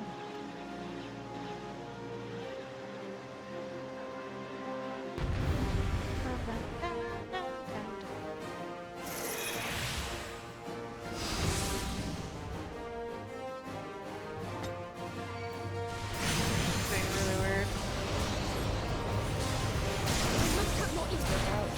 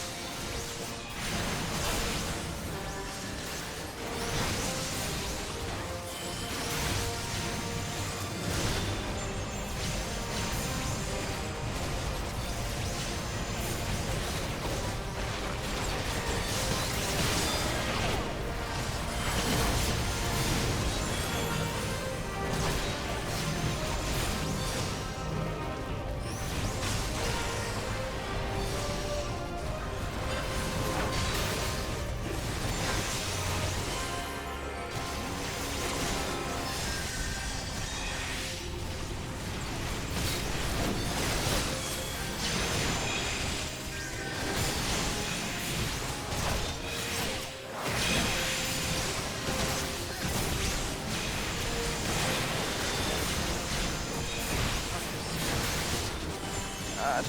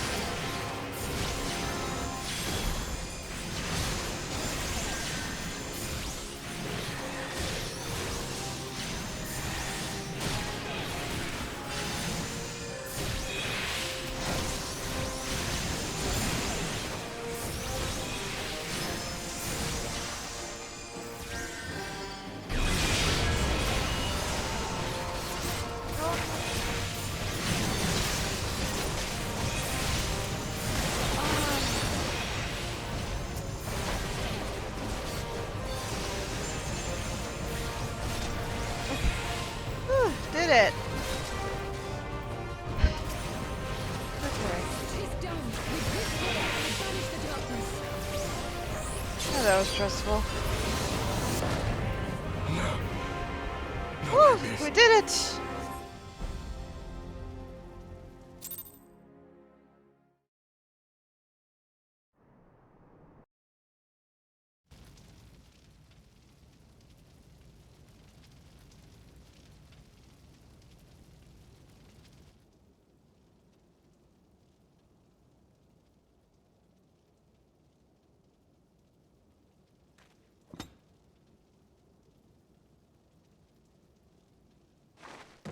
Oh no, Alice.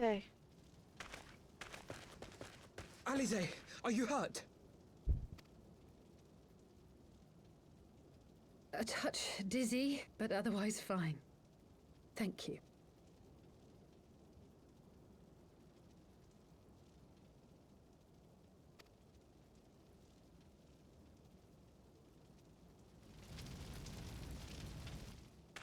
And there you have it. Our friend is too stubborn to die.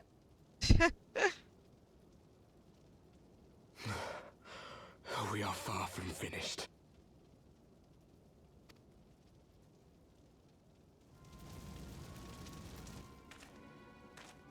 Or have you never considered how we came to this world?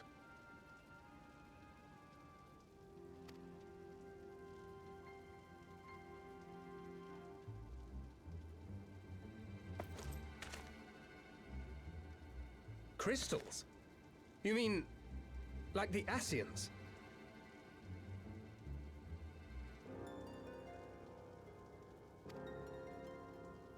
Just so. As the Ascians flee unto the rift twixt plains with crystals of darkness, so did these warriors come hither with crystals of light.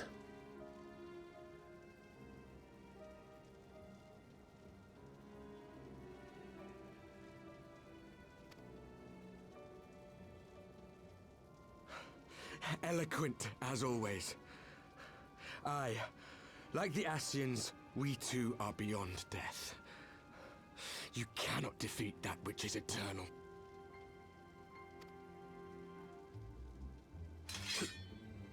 Wait!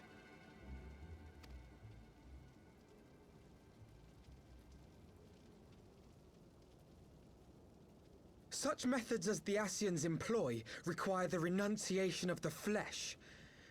You would have had to... My God.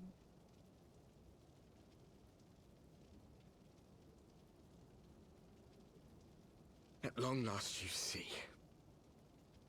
To save our world, we gave our lives.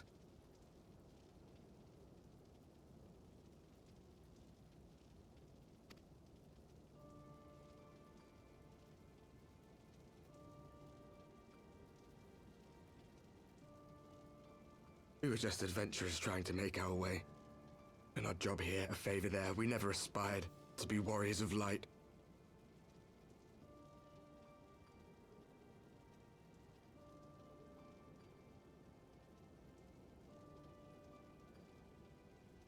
But word of our deeds spread, and soon people were calling us heroes.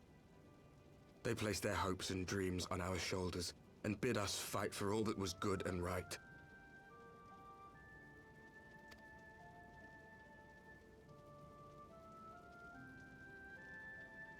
We fought, and we fought, and we fought, until there was no one left to fight. We won! And now our world is being erased from existence.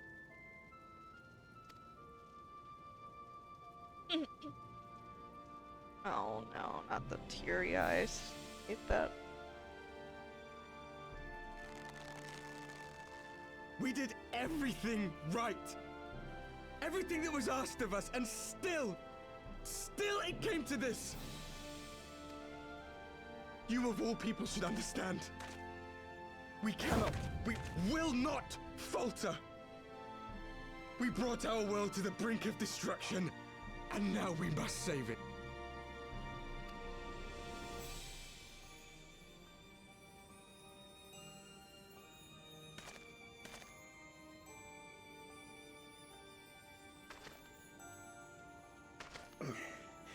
I've died before, Arbet.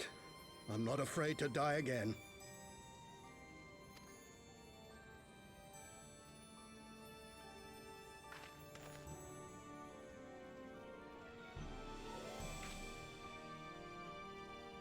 No matter how many times we fall, we must rise and carry on the fight for those we left behind.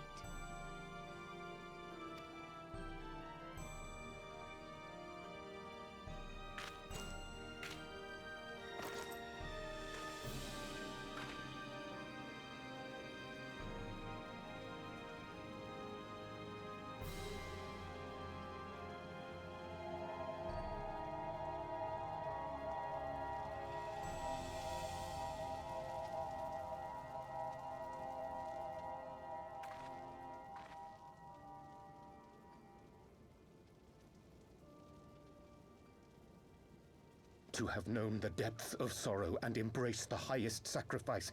Nonetheless, Master Louis-Sois, guide my hand, I pray you, as fate's thread spinneth upon this most capricious spindle.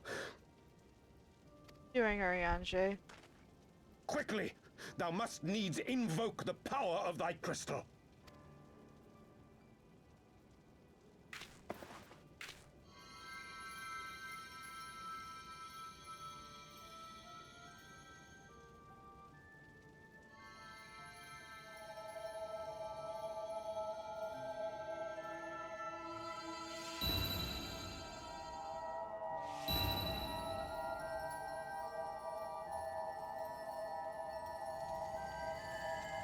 What is happening?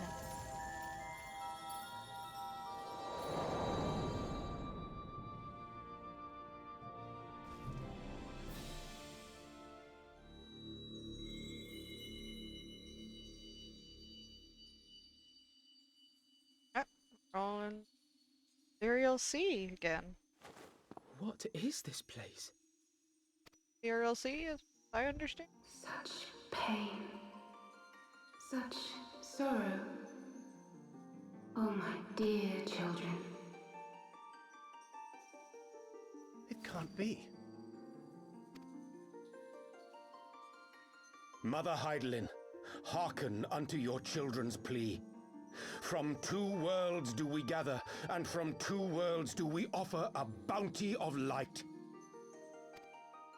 In this desperate hour we do beseech your intercession. We beg an audience with the word of the Mother, with your chosen Minfilia.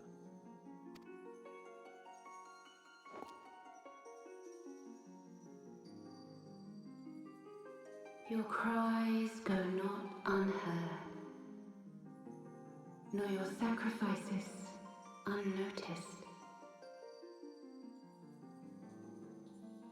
Though many are lost, there are those we can yet save, whom I can yet save.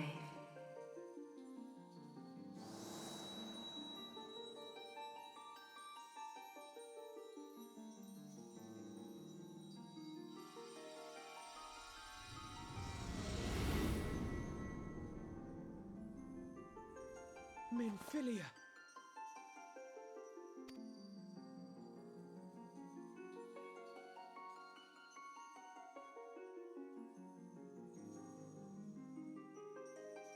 Blessed children of the first, the light of your world hath grown blinding in its radiance, but it is not yet absolute. I will hie me to your world, and there take unto myself the light which riseth even now to drown it, as darkness once did drown another. Now you deign to answer our prayers? I will suffer this farce no longer!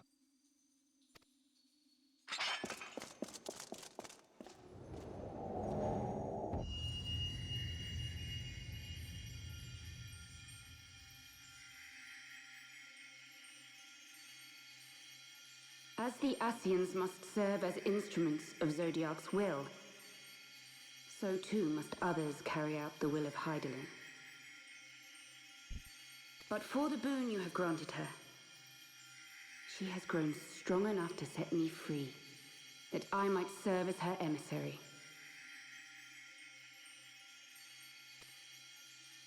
Your suffering, your sacrifice, your supplications, she has heard all. We will not let the first fall to light.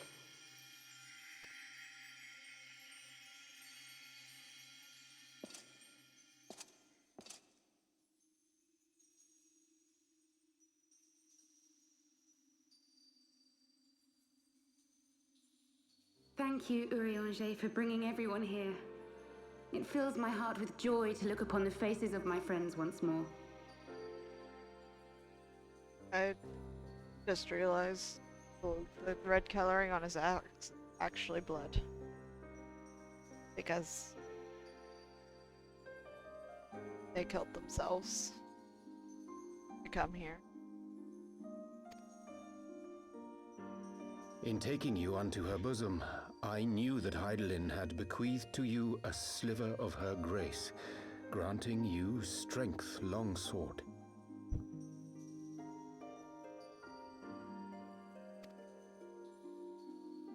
And in treating with the Ascians, I learnt of a star like unto our own, a doomed world of fallen heroes, in whom I glimpsed ourselves, the first. Full long did I search for a means to save this world, concluding at the last that the answer lay in the power of blessed crystals. And thus did I labor to set light against dark. Yet I knew from the beginning that this salvation would not come without sacrifice. for the instrument of the first's deliverance would of necessity be required to journey thither, there to remain, mayhap forever.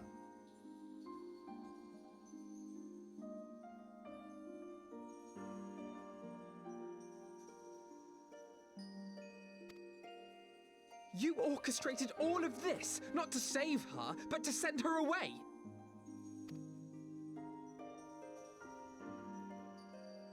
One life for one world.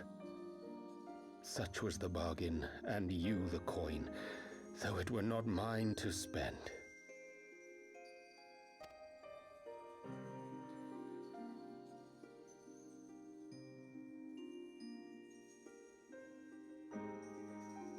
Have we not walked together in the light of the crystal, and at her bidding borne witness to the joys and sorrows of this land? Each and every one of you knows my heart. If this be the price I must pay, I pay it gladly. You would go alone, then?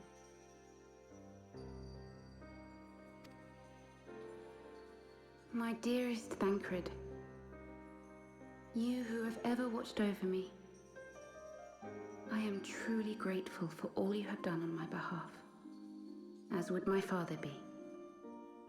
Your kindness, your compassion, your love. These are your gifts to me, and our gifts to them, forming a bond which transcends time and space.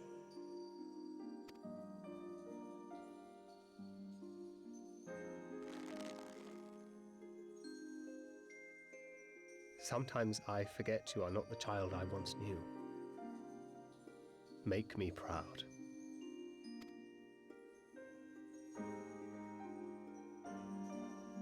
Long have I watched you from Heidelin's side, watched as you nurtured and kept safe the light of the dawn.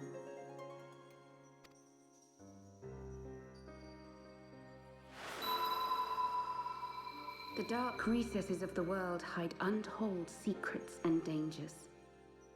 Thus do I entrust to you, Tupsimati.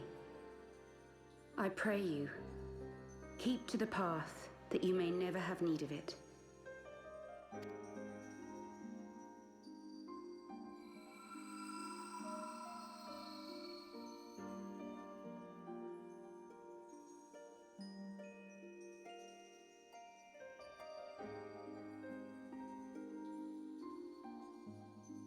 Twould seem the power of our crystals is all but spent.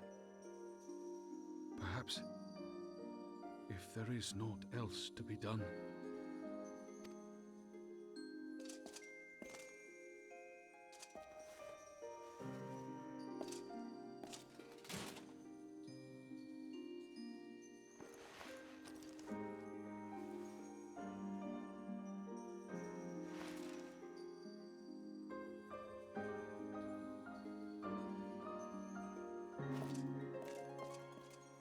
Hear me, servant of Heidelin. If you would have us place our trust in you, then I would ask a favor. Take us with you. Take us home.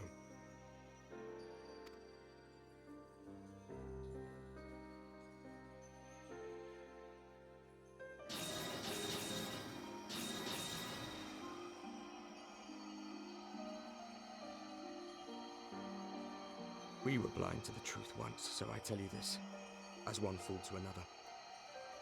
Light, dark, it doesn't matter. What matters is how you choose to use them. We made our choice and you see what came of it, so please, forge a different path. Seize a better fate.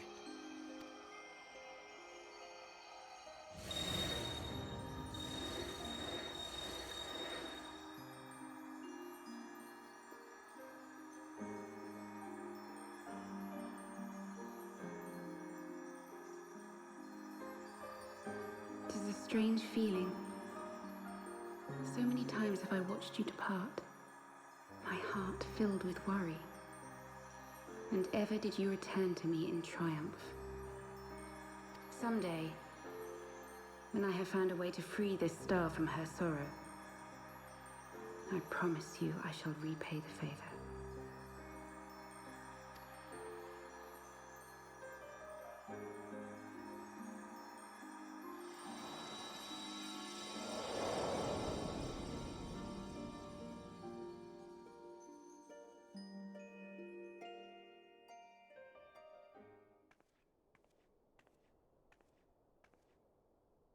Amen.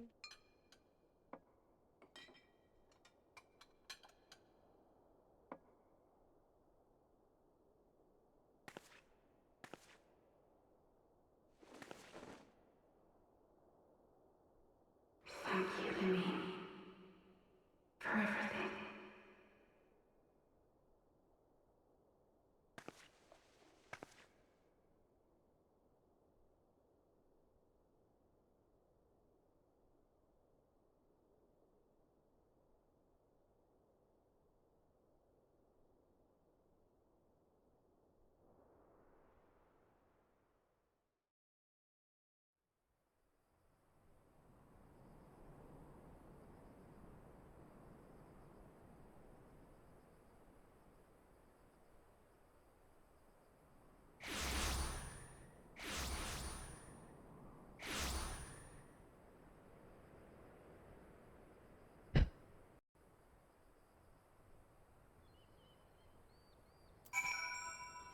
Just tearing up, guys, again. Always with the skills. Though things did not unfold as perhaps they, I truly believe that she, forgive me, I should not have spoken. It is not my place. Speak thy mind, I do not expect thy forgiveness. Good. It would seem we are in southern Thanalan again. Ilya's doing, no doubt. May the trolls speed her on her way, and the warriors of darkness. I cannot help but wonder what awaits those wayward souls. They gave their lives in order to travel to the source. Then in returning to the first, would they not? Mayhap that was their wish.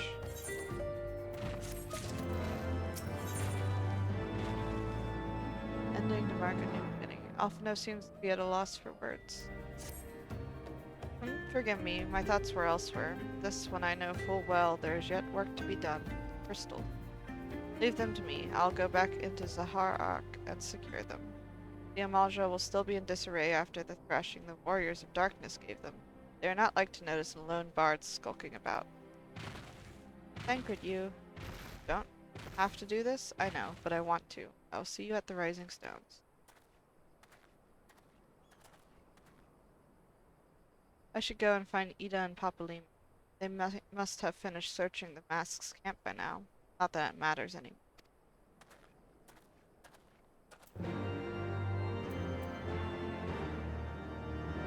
Anything else? Say, you must be tired, Somimi. I know I am. If thou wilt permit me, my lady, I would ask a question. When didst thou become aware of mine independent pursuit? When I saw you meeting with that warrior of darkness and the Ascian in white at the great library? I tried not to think the worst. You've never been one to confide in others, so I knew that even were your intentions pure, you would not share your plans with us until you felt the time was right. But I cannot deny that a part of me feared you had simply betrayed us. Would that there had been another way. Know that I took no pleasure in deceiving thee, and that these sins will forever weigh heavy on my heart. I understand why you did what you did. That you but sought to achieve the greatest good while inflicting the least harm. Not many would have the courage to make that choice. But even knowing what came of your actions, I find that I cannot condone them. Sorry. Somimi, forgive me, but I believe the events of the day have taken their toll on me. I should like to rest for a while. If thou wilt grant me leave, I would gladly escort thee unto a refuge of thine own choosing. Once my lady hath regained her strength, we shall join thee at the rising. Till then, warrior of light.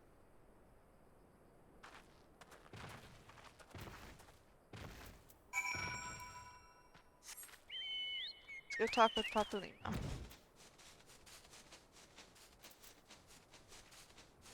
A lot of heavy stuff to take in.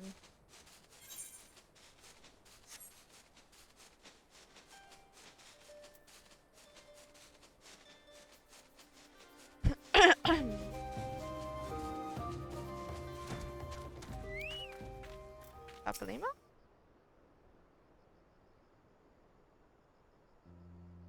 Well met, Somimi. Alphino said you would be joining us. It would seem the Griffin's double was telling the truth, insofar as we found nothing resembling a sizable cache of crystals in the masked camp. Did you perchance find one in Zahar Ark?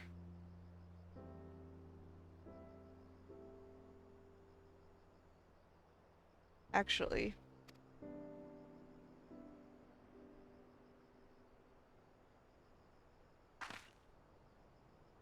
I don't believe it. The crystals, Minfilia, all of it. It's just, I don't know what it is. I sympathize, Ida.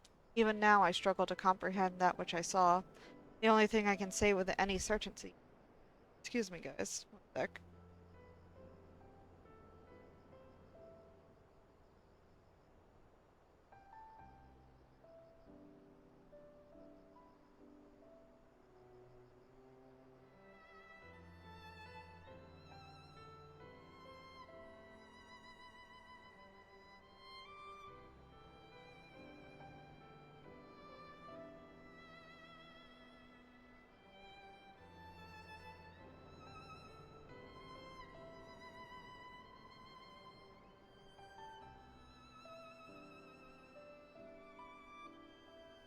Sorry about that. I got like some dust in my throat or something.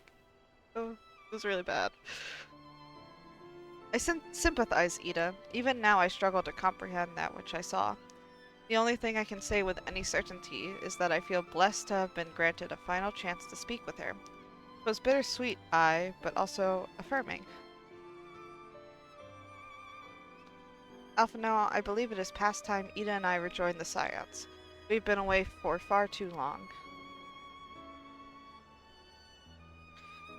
Though I am loath to leave the Griffin to his own devices, I feel our investigation would benefit from your more dispassionate perspectives. And I hope that we might in turn offer our own opinions on the many challenges that you have faced in our absence. Gods, it's been absolutely ages, hasn't it? I can't wait to hear about everyone's adventures.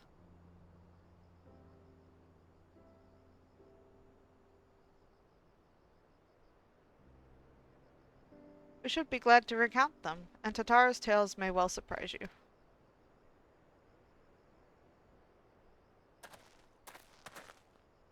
Thunderbolt? Ida, Ralgar be praised, it is you!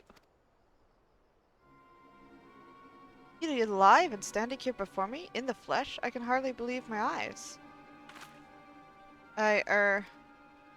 Oh, come now. Has it really been so long as you don't remember me? It's Gundebold. I fought beside your father in the Revolution.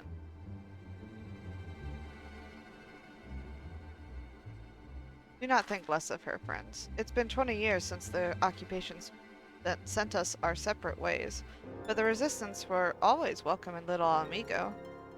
They gave us hope, and young Ida most of all.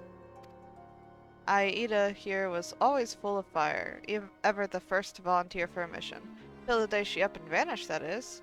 There were rumors and we feared the worst, but here you are, alive and well, looking nary a day older. Well, what can I say? I'm sorry for running off like that and making you all worry. It's a long story, but you see, I got involved with my friends here, the Scions. Oh, sorry, we were still the Circle of Knowing back then, right? Anyway, I wanted to come back and tell you, but it was all very secretive stuff at the time, and as you can see, I'm completely fine. I know we've got a lot to talk about, and we will, but right now I've got to hurry back to our headquarters. My friends are expecting me.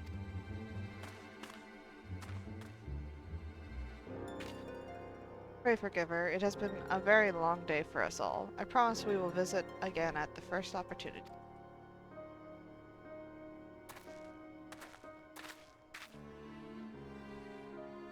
Let us return to the Rising Stones.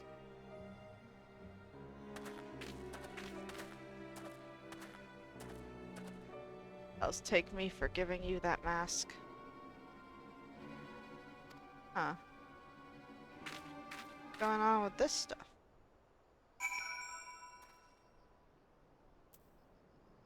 At the Rising Stones, huh? Don't know.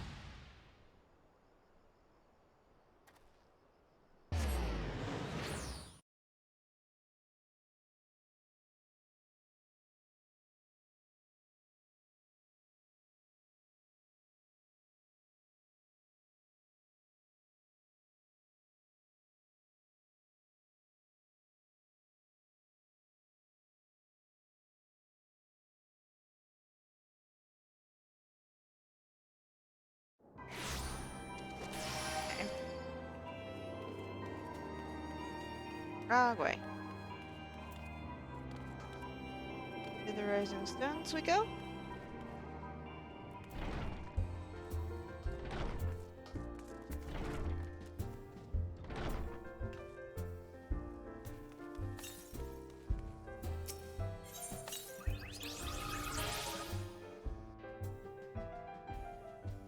Probably gonna be getting off here in a few, guys.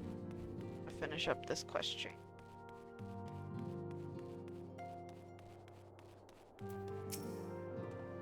Welcome home, Somimi. I trust your journey was uneventful. You'll be pleased to hear that Thancred has secured the crystals. That word a short while ago. Once he has delivered them safely into the temple's knight's care, he will rejoin us here. We can declare this matter officially resolved. While awaiting your arrival, I took the opportunity to contact your Stola and Corral and brief them on all that has occurred. I also requested that they return to the Rising Stones at their earliest convenience. Now that our lost friends have been found, it would seem neat to discuss the future.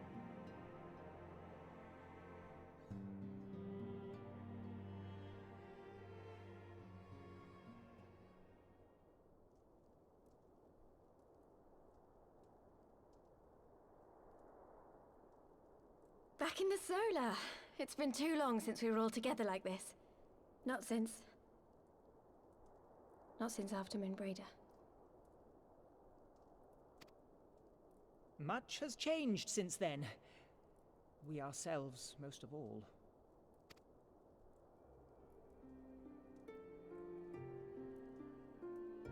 Though not all who were lost could be gathered here today, we may take comfort in the knowledge that those who are not are carrying on the fight. While I am grateful to our friends in the north for their hospitality, it isn't half good to be back. But, as Papalima rightly said, much has changed since we last stood here. The Scions of the Seventh Dawn are not as they once were, nor should we be.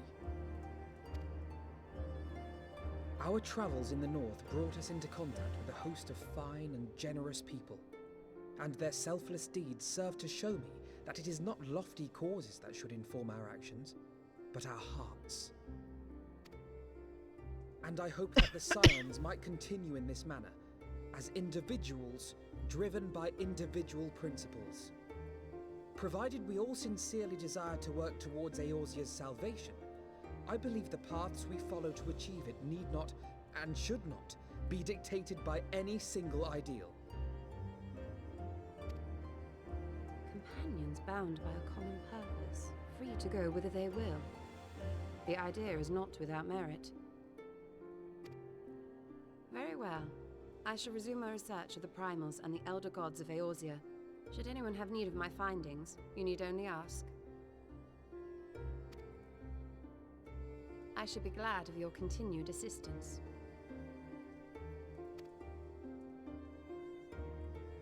Well, my main purpose in coming here was to see the signs of the Seventh Dawn restored and my dear friend found. Nevertheless, having involved myself in your struggles, I feel compelled to see them through to the bitter end. For Minfilia's sake. That is, if there are no objections.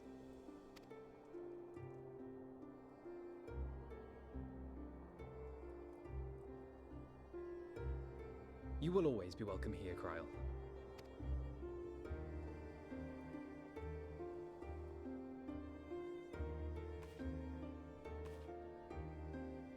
Urianger, can we trust you to carry on your investigation of the Ascians as before?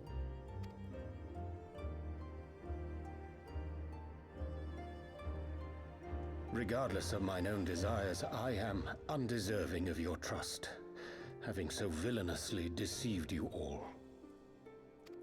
Now, I'll hear no more of that. 'Twould be disrespectful of Minfilia's wishes. She entrusted matters here to us, that we might protect this star and understand the truth which hides at her heart. Mayhap I can handle the former, but I think you far better suited to the latter. No?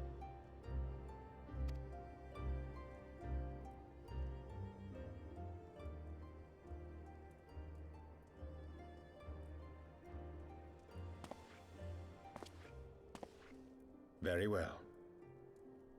Then out of love for my Lady Minfilia and Moonbreeder both, this shall be my solemn charge.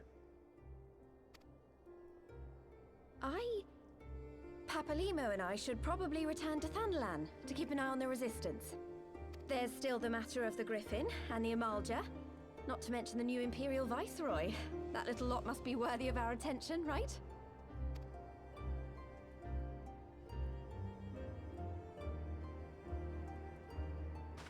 And what will you do, Alizé? You know I have no great love for organizations and formalities.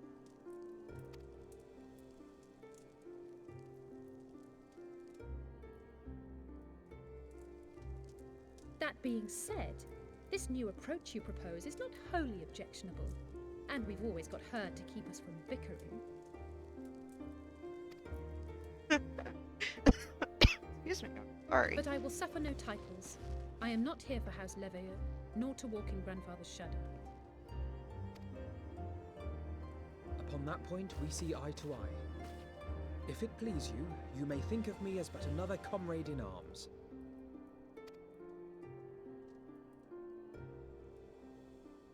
Well then, Alfie, I for my part shall see to the paperwork and the finances with my characteristic aplomb. I would not have it any other way, Tataru. Oh. And we mustn't forget you. What now for the Warrior of Light?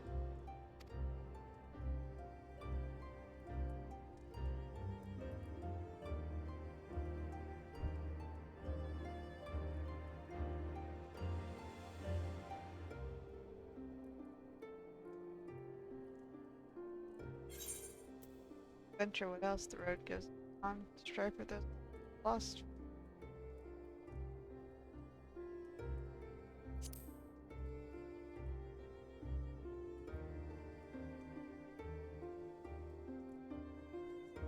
Indeed.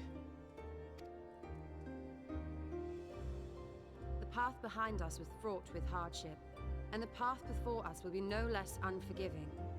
But a new dawn shall break over the realm, and I see before me the faces of those who will deliver it.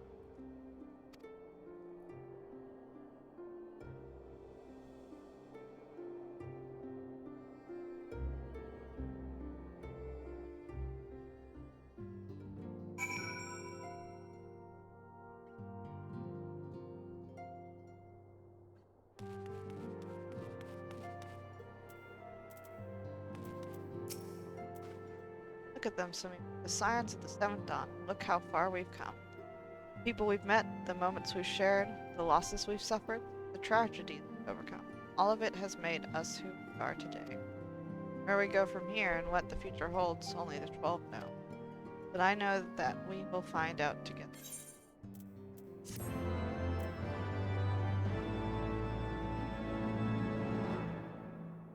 Oh, more cuts?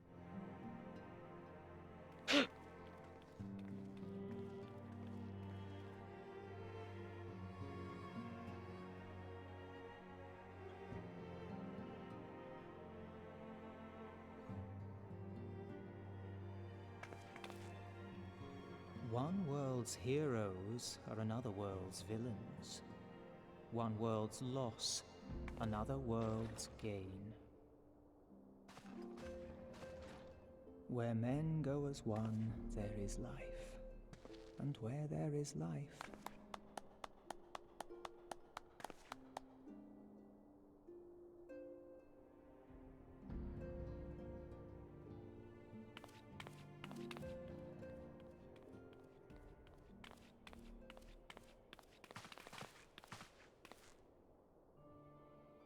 My friends, if I may, I would ask that you entrust Tupsimati to me.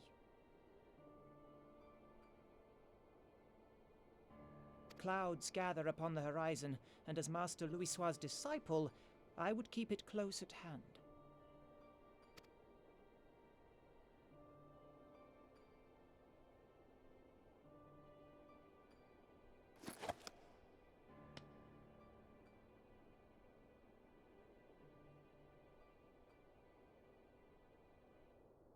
Thank you. I shall guard it well.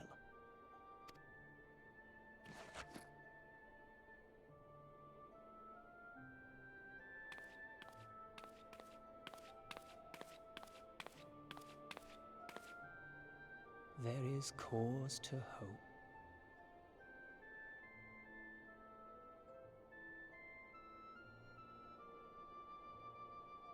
For every ending, every parting, marks a new beginning.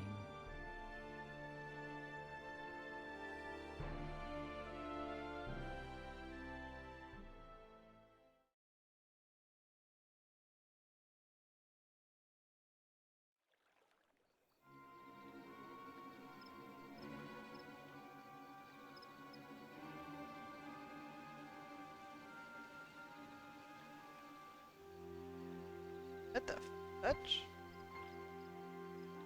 Well done, brother. You may resume your normal duties and join the others. The coming battle shall be our greatest yet. I intend to stand with you all on that glory.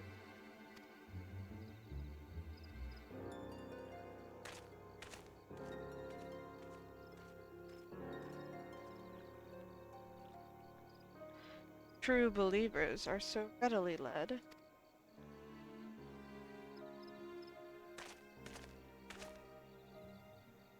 I have given them everything they desired, all for which they have prayed. I doubt you can say the same for your pawn.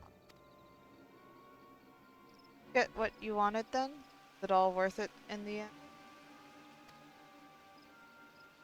There were some unexpected developments, but they were ultimately to our advantage. Be it host to a surfeit of light or dark, a world bereft of equilibrium, but a void in wait. And a void is of no use to my master. I shall follow her emissary with great interest. As for the pawns, no pity, they have delivered unto me a gift, which I do now present to you.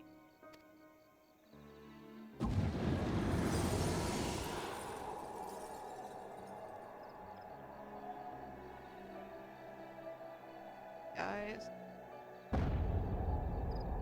Shh. Come to haunt us again, the eyes of Nidhogg. Many were the candidates considered, but by your deed you have proven yourself the most.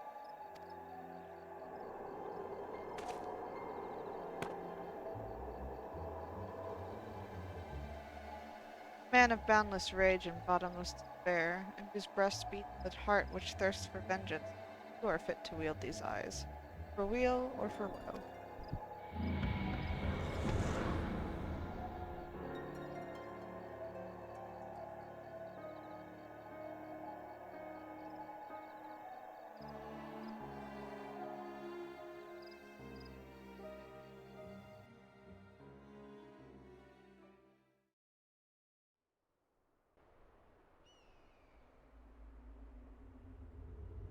Hard to know. What's going on here?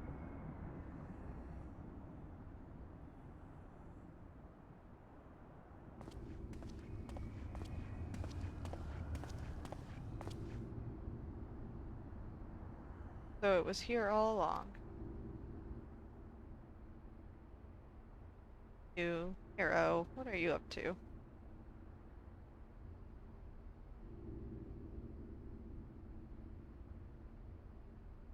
Oh, just you wait, my pretty. You and I are going to have so much fun.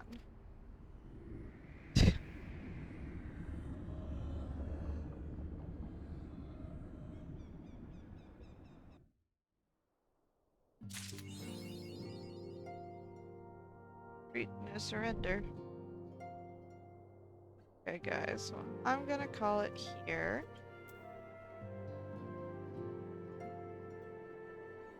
guys have a good night. And I'll see you tomorrow, hopefully at 7. Like usual. Have a good night, everybody.